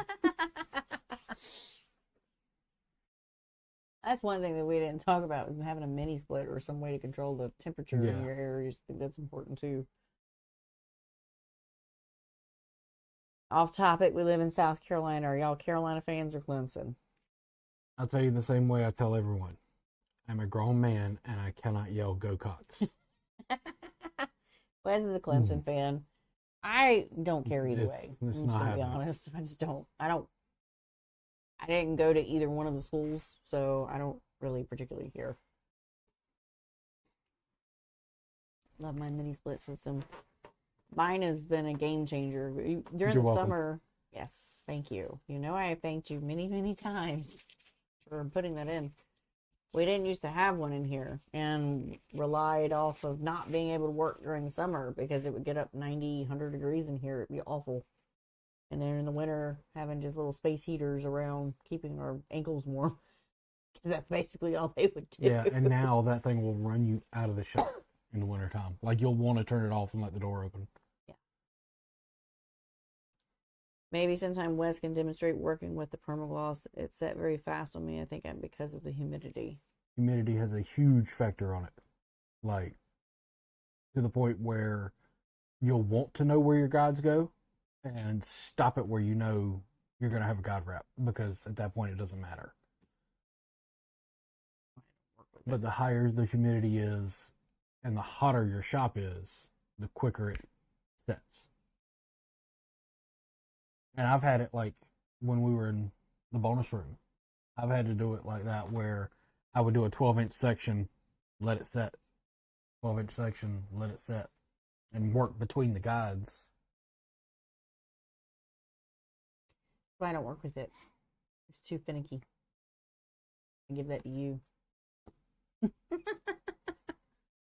That's an all you thing. The Permagloss CP Extra, or what, I can't remember ERB's branded, but I want to say CP Extra. I'm shopping a All new of those. power wrapper. I want the best. Your recommendation? Is there a budget? I'm gonna tell you, yeah. If the budget's, I'm gonna tell you the RBS Pro G2. That's what I'm gonna tell you, because the motor's great. You get a reverse and forward. You get a dryer built into it, and it can handle turning EVA. It can handle turning cork. It cannot handle turning EVA from square to round, octagon to round, short. With the Pro stands, I personally like those better than the other ones. And it deals with the abuse I put it through, and it handles it like nobody's business. For do-all and back-end support, That one, that one. because it's going to continue to keep getting For the upgrades. Cadillac with a unknown future, it'd be the Renzetti. But I wouldn't do the Renzetti. It they doesn't just have a got bought dryer. out, and It doesn't have a dryer. I haven't heard much since they were bought out about anything. In my personal opinion, the only reason why the Renzetti is the better out of all of them is because of the way that the thread comes over from the top. If somebody would come up with a way to do that, the Renzetti would no longer be in the top running ranks because there is no dryer on it. You know? That's my opinion. But he said no budget. Hard to beat the thread carriage of the Renzetti. But the thread carriage is what makes it. That's what everybody's always saying about it. I never hear anything about, like, you know, rollers or anything. But everybody always says get the Renzetti if you can. Mm-hmm. And here, I'll let you answer Duncan's first. Any new colors in the EVA range? Not yet. I am getting caught up with some other stuff. I'm about to expand the colors that are in the EVA inlay sheets to the blocks and the colors that are in the blocks to the sheets so that everybody matches up before I start adding new colors. So technically new colors being added, but not at the same time. They're just being pushed to the other side because I've got some greens. I've got a green that's in the sheets that I don't have in the blocks, but there'll be more shades of stuff coming in too. I got to sit down and look at what I need to order and the logistics of getting it here in a timely fashion without having to worry about tariffs being insane. Didn't see them at ICRBE. That's part of my point. They weren't there. So they were bought out by a fly fishing company in Utah, Nevada area. They bought them out because of the fly tying vices, the Renzetti vice. With that deal came the Renzetti lathe, and we have heard nothing about the lathe. We don't know if they're going to be making them anymore. We don't know. Don't know anything. It's just gone quiet. Gone ghost since they bought it out. So, good luck. John says he uses his flex coat motor sitting on my Renzetti. That lets me use it as a dryer and have a better foot pedal control. Yeah. There's all kinds of ways to modify it. My biggest thing is the amount of money that you put into a Renzetti to get it to do everything that the G2 will do.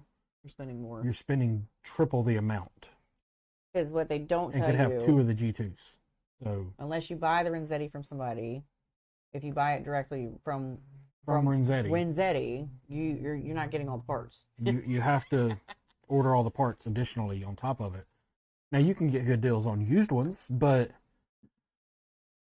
they're few and far between right now, and then you got to pay shipping. And everybody's holding on to them because it's like the CPW. We went through a period where, you know, it was the top of the top, you know, and it was for a long time. It was really, and it's a really good wrapper, but they don't make it anymore. It got passed around to too many hands, and now the parts become too expensive to make, and so it's just gone. There's no more CPW coming back. HFF had it for a while, and so now the G2 stepped in, and out of all the wrappers I've had my hands on, which has been everything but the Renzetti, G2. Sorry, I'm just gonna flat out like it's the G2. My biggest thing is the amount of money that you put into a Renzetti. You could have two G2s. The Renzetti motor and foot control is too jumpy in my opinion. No experience. I have no idea. But the flex coat motor, that's the DC one, yeah. Well, they have the DC. You get a little bit more control over that one. 777, I think it is. I just ordered the Batson 4-rod smart dryer. Y'all like it? Any recommendations?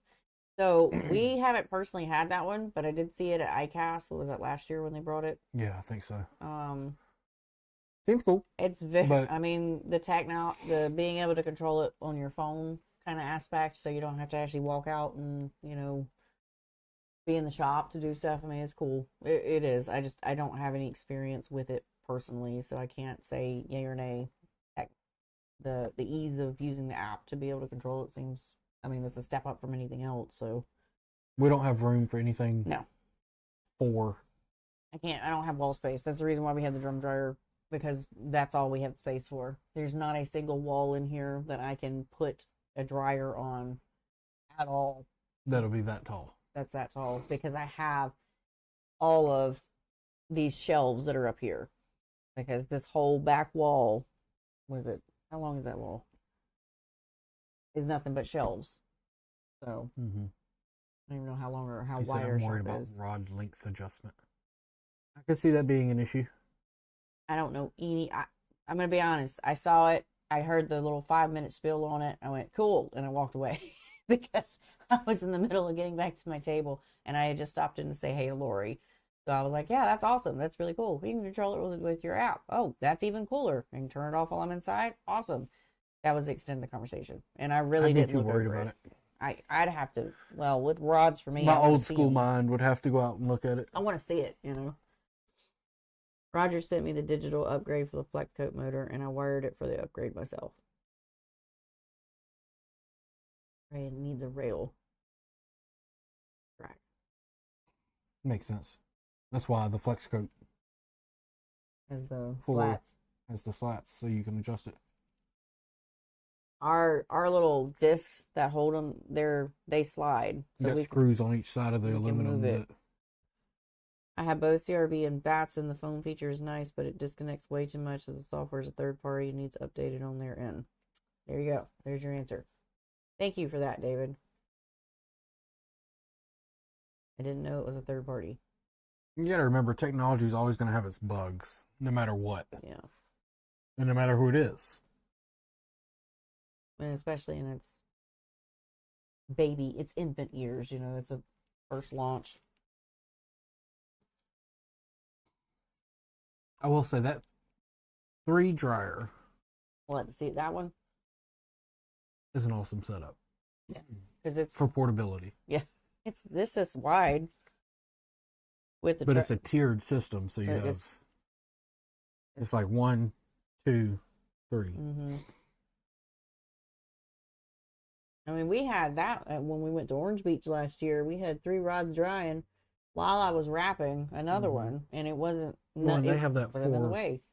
4 flat one that you can mount to the wall too. Mm-hmm.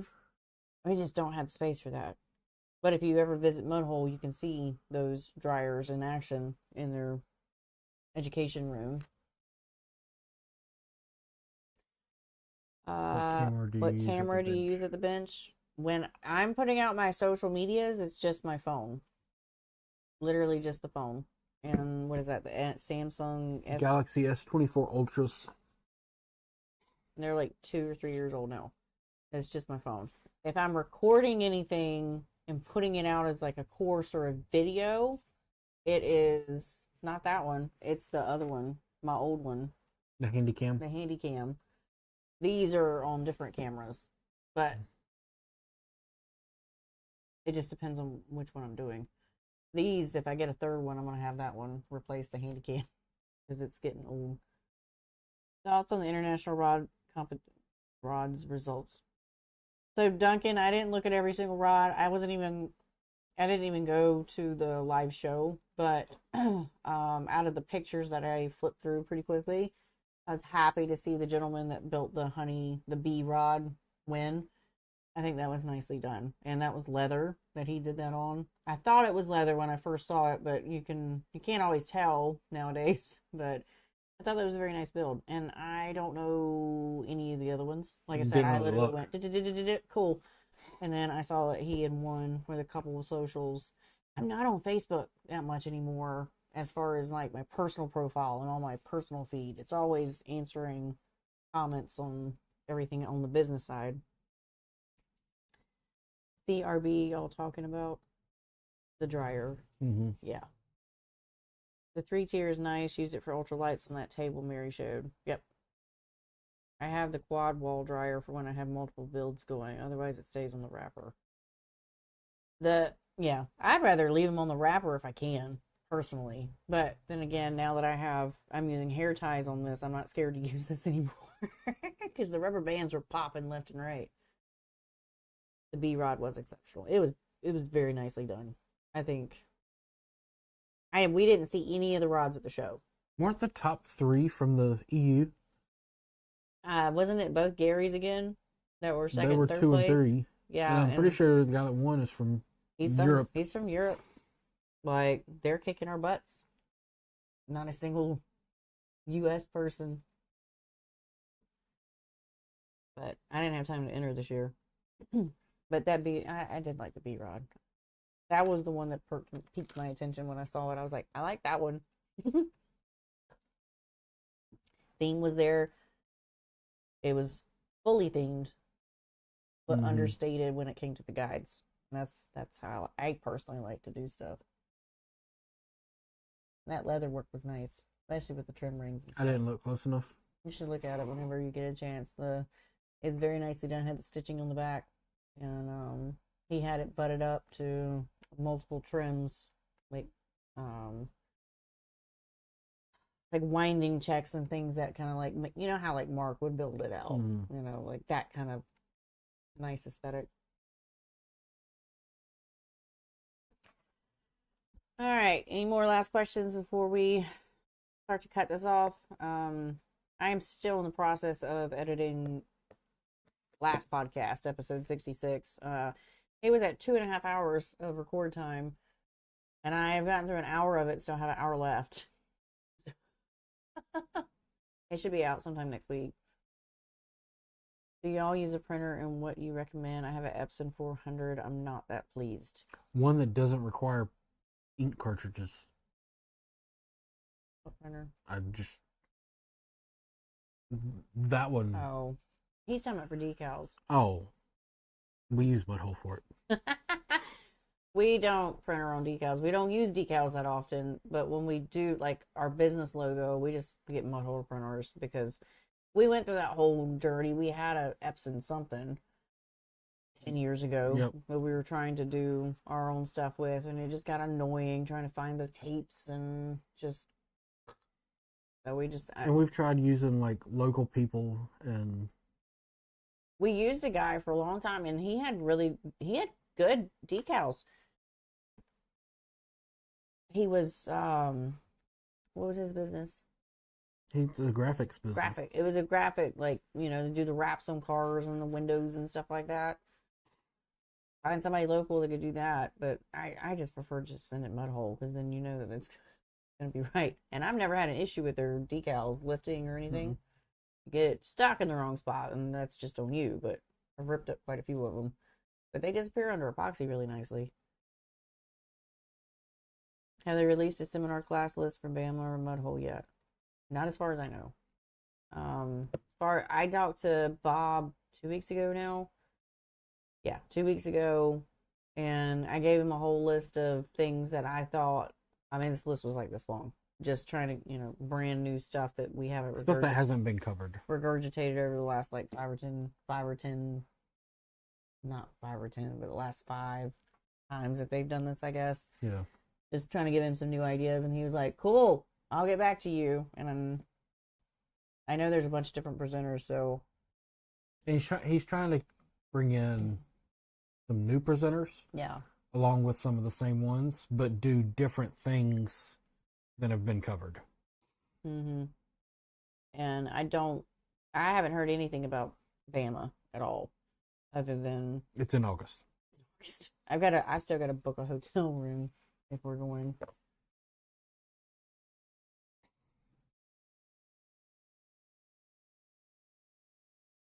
We're going to bring the kids, right? Mm-hmm.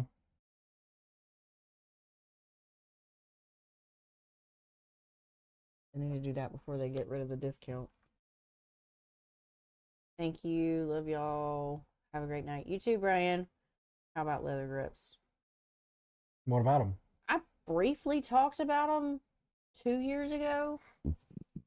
Excuse me. Was 2 years ago my first one? Or is it 3?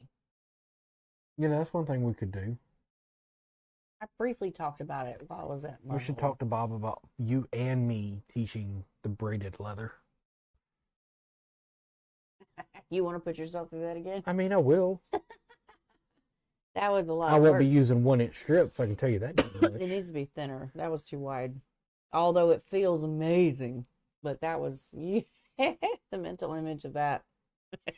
I'll never forget. Me and you trying to get it on the phone. And you not pull me off my feet. I'll never use 1-inch bands again, I'll tell you that much. Oh, man. But we didn't know any better. We were just trying it. Half-inch or less. discount didn't work for us. What? Foley. Orange Beach. He was supposed to have a block set aside that all the hotel rooms go.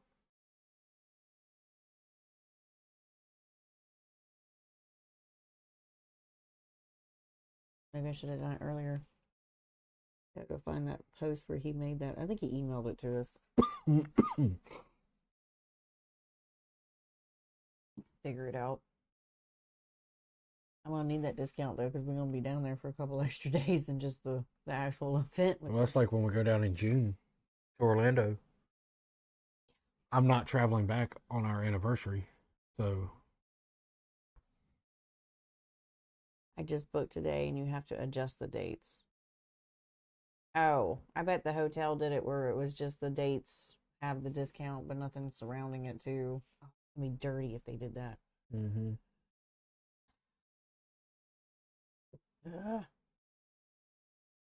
Right, we'll go around the corner across the river Right? to the slum hotel. No. To the slum till. Oh my God, no, I don't want to do that again. It was legit only 15 minutes away. It was real close, but it was sketch. I wouldn't want to let the kids stay there. We couldn't stay there with the kids. It was too quiet. Even I couldn't sleep that night. You know, I was like, somebody's going to come to the front door and murder us. I know we're going to die. We're going to die tonight. Sitting there watching TV. Trying to get And you were watching like crime shows. I was flipping through crime shows because you were just whatever was on TV, you know. I ended up settling on some CIA movie or something. I don't even remember what it was. So obviously I'm already Spidey senses tingling. And you're over there just snoring away. I think the room she booked for us was like 200. I'll look. We'll figure it out. I'm not too concerned about it. They shouldn't have been sold out yet. Anyways. Worst case, an Airbnb might be better. Right. Especially with the kids. We'll figure it out. Hopefully by then I'll be caught up on rods, so I'll have a little extra money to sort that out. Or were the sheets clean enough to sleep under? I don't know. I didn't look. They smelled, the whole room smelled like chlorine. Yeah. Like, not Like like chlorine. bleach, like chlorine from the pool. Like, it you could tell it was massively cleaned. But it wasn't clean. Like, it was just that. But I was just like, you know what? I don't care. Like, I'll sleep on top. Like, just give me, I just need somewhere to put my head tonight. That's not the back of the Suburban. Yeah. I definitely wouldn't want to take a black light in it because either somebody was murdered in that room or the sheets definitely were filthy. I didn't check. I don't want to question it. Yeah, he just passed out. And I was sitting there going, I can hear everything. I can hear the guy in the room next door to us breathing like it was bad. One of those hotels. Cheap. Real cheap. Chlorine used to clean up blood. That's what I was thinking. I was like, this smells heavily cleaned. You're drunk enough, it doesn't matter till morning. I was sober. I was sober as shit. I didn't drink that night because we were driving. We went across the street to that. Mary Lou's? Was it Mary Lou's? Is that the name of it? Jimmy Buffett's sister's place? Whatever. We had smoked tuna. We ate a ton of smoked tuna. And you got fish tacos? Yeah, they weren't that good though. Yeah, you weren't happy. We liked the tuna. I don't remember what I ate. But The tuna dip was nice, but the tacos I got were. you didn't like them. I can't stand to eat fish that is gamey. And I will send it back if it does. And that was gamey. I don't remember what I had. But we had asked. They said try that place, so we went. It wasn't bad. We sat at the bar. Yeah, because we wasn't waiting 2 hours to get a table. We were hungry. Like, well, you can go to the bar. Bet. I'm happy. I'll drink a couple drinks and then go back. But I was not drunk. I wasn't even tipsy when we left. I would have slept better if I had been drunk because I would have just passed out instead of being up to like 2. It was almost 3 o'clock in the morning before I finally passed out because I was so tired.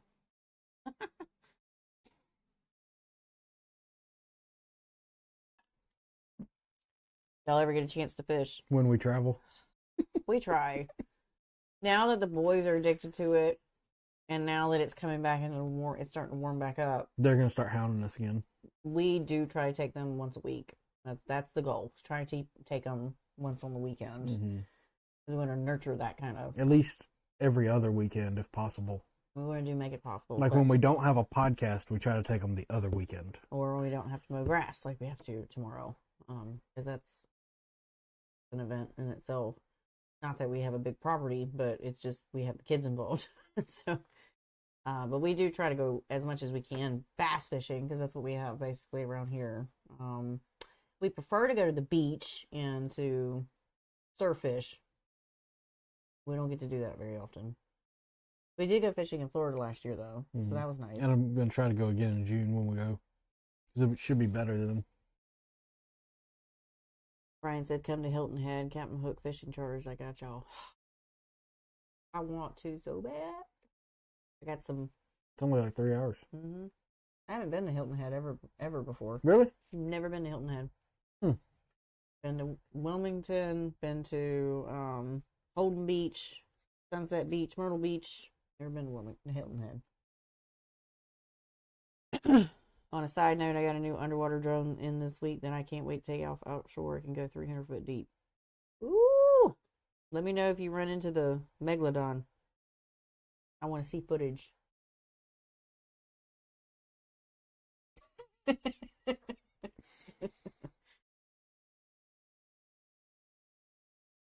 That's going to be fun to play with. Would be fun. Or Gerald the dolphin. Watch out for him. Our stories about him. All right, we're going to wrap it up. So hopefully some of the ideas and things that we talked about tonight will inspire you to help maybe you get some ideas for organization. It really comes down to whatever works best for you, finding things that are easy to get to, easy to put back, because that's the name of the game. And at the end of the day, yeah, we're going to get busy and we're going to throw stuff around and we're going to trash our shops and then we're going to put it back together and we're going to repeat the whole process all over again. But if you can get yourself in the habit of putting it back where you found it, it's going to help you out in the long run. And figuring out to utilize the space that you have from floor to ceiling, what's going to work best for you for organization, whether it's slats, whether it's pegboards, whether it's tool chest, whether it's totes, whether it's I have some cabinet, they're actually desk dividers that you're supposed to put back. They were on the back of IKEA furniture that we never put it on. We just kept them for the shop. They're just little shelves that used to sit in the middle of the wrapper so we could both reach it from both sides, but we pushed it all the way down, and that's where the epoxies and stuff stay on, and my tweezer kits and things of that nature. And just try to keep it clean. Put it back where it goes. And, or don't do like me. Clean up after every few builds, or clean up once a week, or clean up once a month. It just depends on what works for you. And for those of you working in a single, room and having to work off of the dining room table or the kitchen counter and you having to clean up every single time, you don't have to worry about this. You just have to worry about what is more efficient for you and your process, and what do you need, what don't you need, what's a luxury, what's not, and utilizing those kind of dryers that you can, that you can move around, like the 3-rod dryer or the singles. That's the easiest way to do stuff if you're not going to get a power wrapper that can dry it for you. I prefer the power wrapper because it's all in one. But those mobile ones make it really easy to travel with and to maneuver around in places where, you don't have the room for the wrappers. So, yep. And if you've got an issue where, you've got to do it in a place that isn't as clean as you would like it to be, get a tent to put over the wrapper. I use the tent all the time in the shop because I don't have a dust collection system, and I have to, once I get done with epoxy on a rod, like for instance, they're working on the troublesome one back there, but I have to turn EVA and I have to keep moving forward with other builds so that I can keep, not backlogged like crazy. So I put the tent over the wrapper, and I know that the dust is going to stay out of the epoxy because it's covered, and the tent helps to speed up the drying time because it keeps it insulated. So I can keep a watch to make sure it's not walking out of the truck. I'll slap the tent on and I'll keep moving on about my day. And I was standing over here the other day. I just put epoxy on that rod, put the tent over top of it, and I'm reaming. You're not even thinking about it. I'm reaming grips and blowing dust all over the place. There's so much EVA on the ground. I turn around, I'm like, at least I got a tent on there. You know, like, yeah, duh. I should have taken it over to the messy side, but this is where I do that usually. So, See what I have to deal with. I don't want to have a hissy fit again and get somebody upset. But I'm a little teapot. Sure, it's down. Anyways, but and little things like for me, I have a paper towel holder that's mounted to the leg of one of my tables because it's easy just to rip them off right there. Mm-hmm. You know, That's the best thing we ever did was put that paper paper towel towel holder. It's great. It's just the easiest little simple thing. If you've got a shop where you can put, you know, what are those called? Retractable extension cords. The retractable extension cords. Putting them in the ceiling was amazing for us because they can get up out the way. Don't have to worry about it. And you can use it all over the shop, you know, and then that one is basically for all the machines and stuff that's over there. Store it. What other kind of, I'm basically talked about everything under the sun for the most part. I don't think there's anything special that we have. Just for me, each section is a certain thing. And like I have one tote that's like this big. Now it's open. It's a carrying bag is what it is. That's all the Alice stuff. That's the Alice bag. It has like little gemstones and cogs and little random little feathers and no, there's no feathers in that one. Feathers are in their own container, but it's all the little nail art things that I've come across and I'm like, I wonder if this would work. And they all get thrown in that bag. Yeah. So if I ever have an idea and I'm like, hey, I want to try something and I need something, bag of goodies. Here comes the Alice bag out where I can just pick through and see where it's at. And that's what works for me. So hopefully you get some ideas and maybe it can help you organize your shop. But for the most part, everything that I saw that everybody was doing, like we're doing everything we can. And I think there comes a day where you're just going to realize that you're just going to have to continue to keep organizing it because you're going to find something that works and then you're going to hate how something that you've had doesn't work anymore and you're going to try to make it better. And I call it the renovations because you go through a period where it has been working until it is not working and then you upgrade it and then you just are going to keep evolving as far as your shop. Unless you're David Walls and then your shop is just gorgeous from the get-go. But I hope you guys have a great night. I hope you enjoyed it. And we'll chat later. Bye. Toodles. I flipped up on that. I thought it said on a side note, I got new underwear. I was about to be like, who is sharing? It'd be John Blaney. Why are you telling me about this? And I was like, oh yeah, I've already read that It'd one. be John. Blaine, what is the lightest blank have you seen? I don't know. I do surf rods. I don't measure the weight of the blanks. I don't know. It depends. Like, what are you looking for? Have a good night, Jim. Have a good night, Randy. Good night, John. Good night, David. You're welcome. That's the kind of paper towels I have, John. No, he's talking about they're quartered instead of half. Oh, I have the halves. I think he's talking about quartered. Anyways. I've also got a box of the blue workshop paper towels, and I always forget to use them. Those are mine. The lint-free ones. Yeah.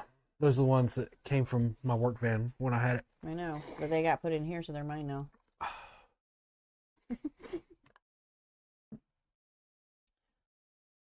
Give him a minute and see if he answers. He may have already left. I need this Claritin to actually kick in. You know it takes like a day and a half. I need it now. I'm about to go OD on Claritin. Don't play with me. No. We gotta cut. Is it gonna be dry enough to cut grass in the morning? That's not my concern. I use the weed eater, and I will cut through wet grass. That is your oldest son's concern.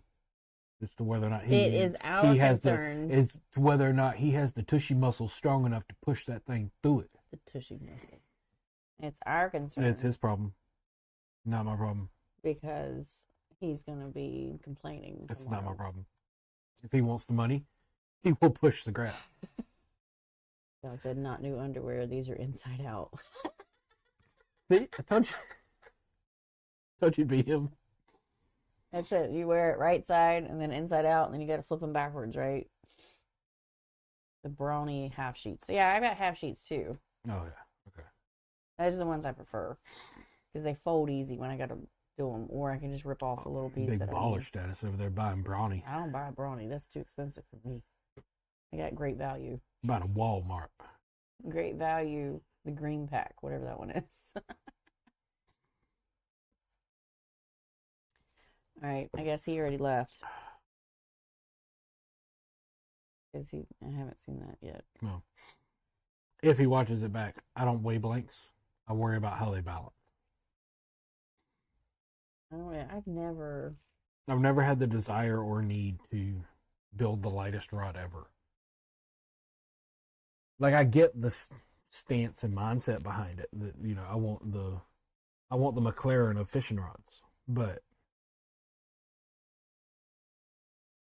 I'd rather be comfortable.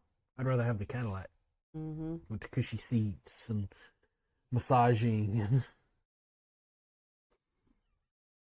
And I'm not big on the flash and fast. I want to go low and slow and comfy. All right, we're leaving. I guess the medicine's making him delirious. Bye, y'all.